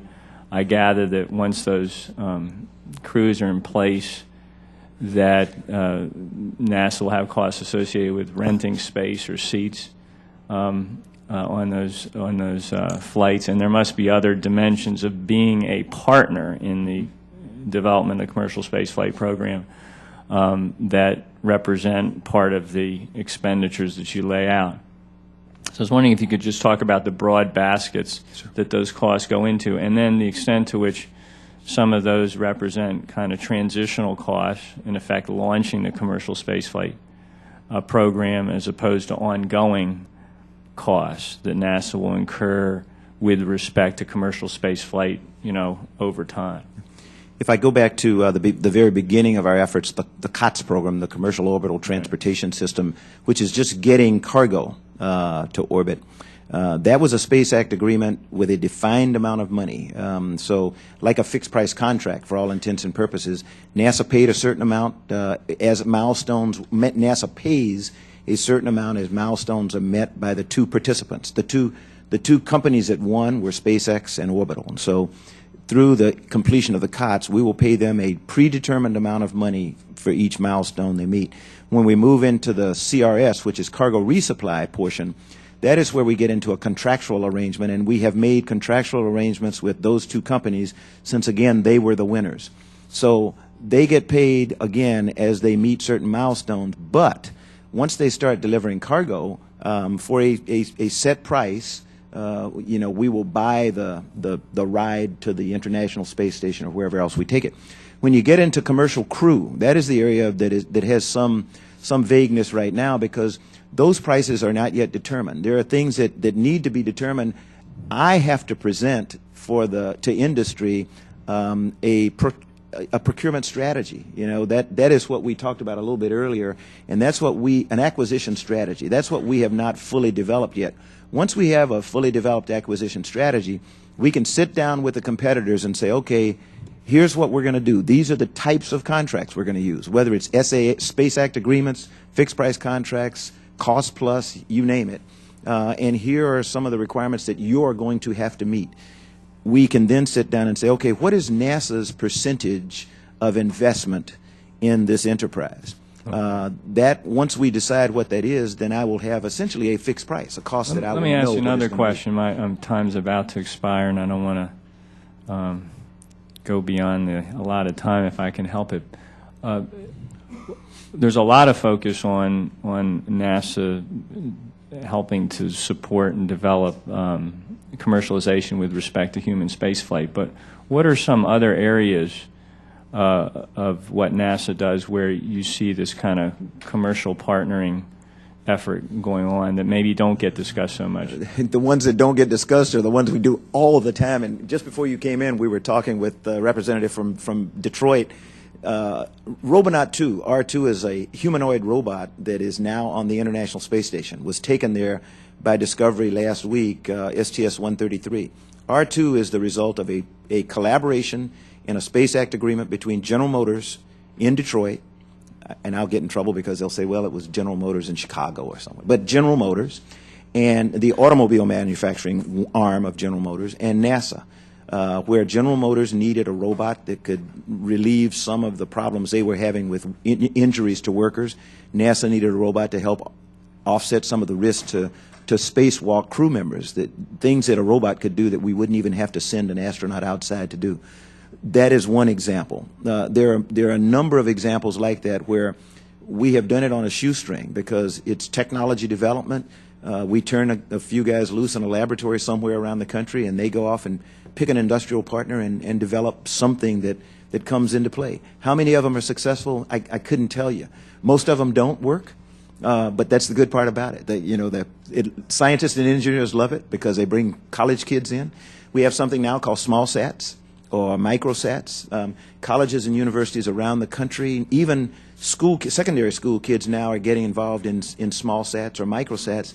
It's something that that NASA and DoD developed, and now we utilize to try to reach kids and help them understand that they too can participate in space exploration from their classroom. So these are all good things. Great. Thank you very much, Mr. Chairman. I yield back. Well, I have no more time, so thank you. Thank you. You're right on the dot. This time recognizes a very, very, very patient Mr. McCall, the gentleman from Texas. Thank you, Mr. Chairman. And I have been sitting here patiently, and I assure you next time I will arrive before the gavel comes down. You know, when I was the first up here 30 years ago, I was the second one here always. I didn't want to wait till the end to talk. That's right. Well, I guess I'll close out the proceedings, but possibly. I plan to attend the April shuttle launch, and I think that's going to be a historic mission. I know Gabby's husband, Mark, will be leading that effort. And now you mentioned her in your testimony very affectionately. I think we all look forward to the day that she will be serving back on this committee. And there is no greater champion for the human spaceflight program, I think, than Gabby. And I remember working with her on the reauthorization. She was obviously opposed to the president's decision to cancel the Constellation program. One of the last conversations I had with her, in fact, the last one, was we were walking onto the House floor just a day or two before the tragic event, and she talked about NASA. She was just such a staunch advocate for the human spaceflight program, and so, as am I. And I represent a district that was once held by Lyndon Johnson. And on the Houston end of my district in the suburbs, I represent many Johnson Space Center employees and contractors. I know in our reauthorization we restored a lot of funding for human spaceflight in spite of this administration's attempt to kill that. And I guess as you present this budget, and as I go back home to my district, they will want to know what is their future. And so I guess what I'm asking you is, what am I to tell them when they ask me about contracts related to human spaceflight, about the future of human spaceflight program? And I know these are some of your dearest friends, but what am I to tell my constituents who are part of the Johnson Space Center? Congressman, you should tell them that the future of human spaceflight is bright and robust, and that we need their help in rapidly developing new systems so that we can go explore. This nation has not ventured beyond the moon with humans. We've been saying we were going to do it forever. I get chastised when I talk about wanting to go to Mars. I want to go to Mars.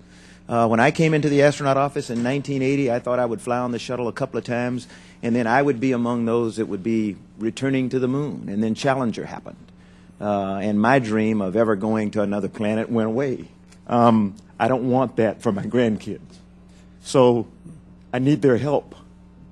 We have got to develop commercial capability to get to low Earth orbit so that we can continue to support the International Space Station. That's our moon right now. That's where we do technology development.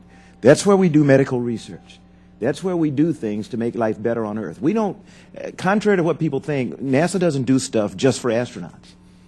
Most of what we do is return to Earth in terms of benefits for humankind. And I can go down you all can do it yourselves. You can look at an EMT ambulance that has the developments that were put in place for the Apollo program, wireless communications. Congresswoman Johnson listed a whole bunch of them in her opening remarks.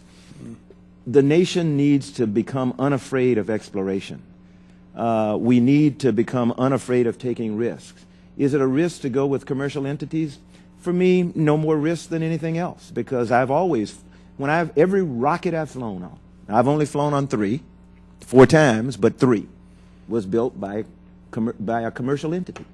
You know, it was Rockwell when it started, and when I finished, I think it was Boeing, maintained by USA, United Space Alliances. If I can just ask one last, because my time's running out, and I appreciate your passion. I know you're very passionate about returning to the moon, and I would hope that I could work with you in terms of restoring the morale of some of the employees at the Johnson Space Center and assure them that there is a bright future ahead.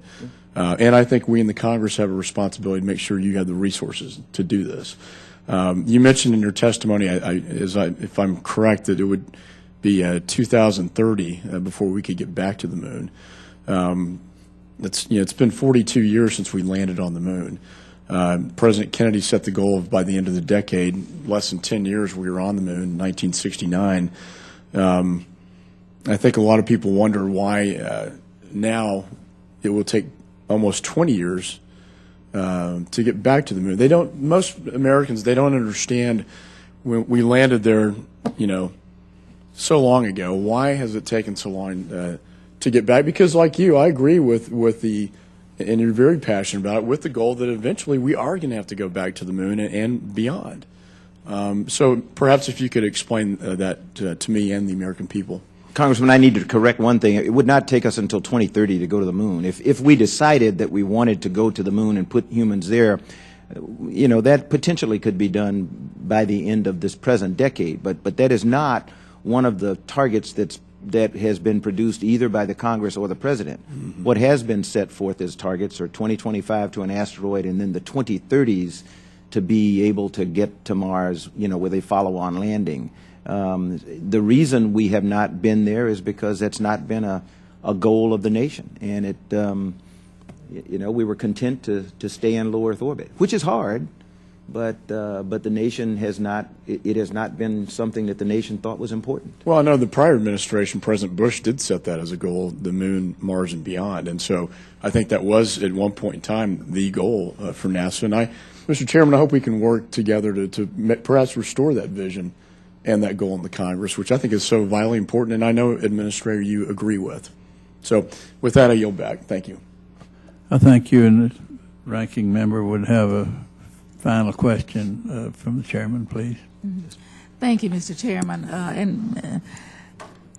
Administrator Bolden, thank you very much for your time here and your passion, your interest, and your ability.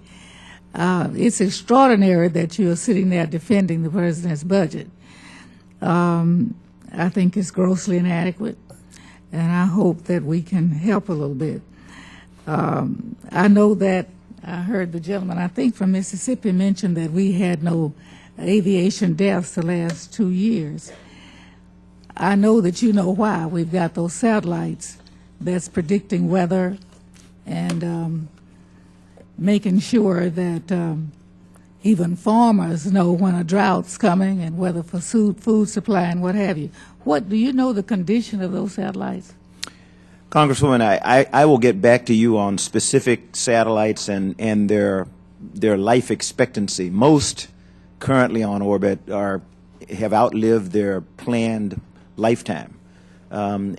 We tend to not remember that our technology is such that we always build things that last a lot longer than we thought, when we ought to be thinking about obsolescence. And so we are behind as a nation in providing Earth science satellites, those that can supply weather and the like, not only for civilian use, but for the Department of Defense. You know, you talk about trafficability, about my son's a Marine, and, you know, if he's on the ground, he needs to know what the soil is going to be like before he goes somewhere.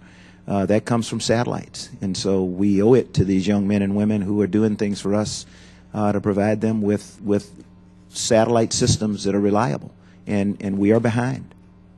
Thank you. One final question.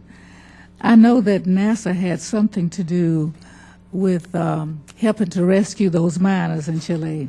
Could you explain that? I can explain that. I love it. It's we had no. It has nothing to do with NASA. No intent whatsoever. No one in NASA ever dreamed that we would be able to do what we did. But when we learned that the Chilean miners, the 33 who were trapped, were still alive, a number of our NASA employees from around the country, 3 doctors and 1 engineer, asked if they could go down to Chile and just ask around, see what needed to be done.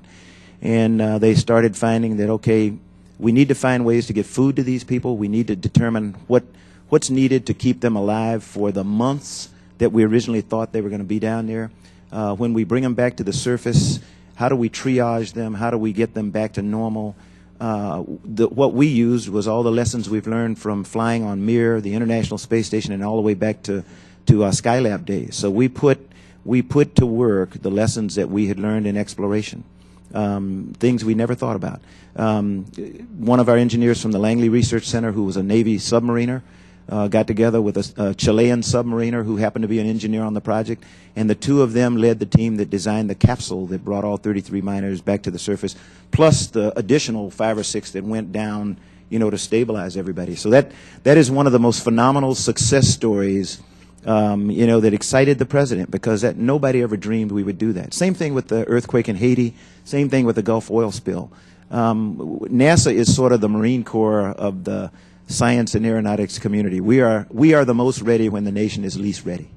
Well, thank you very much, and I think that the life of NASA depends on the life of our nation. Thank you. Thank you very much, ma'am.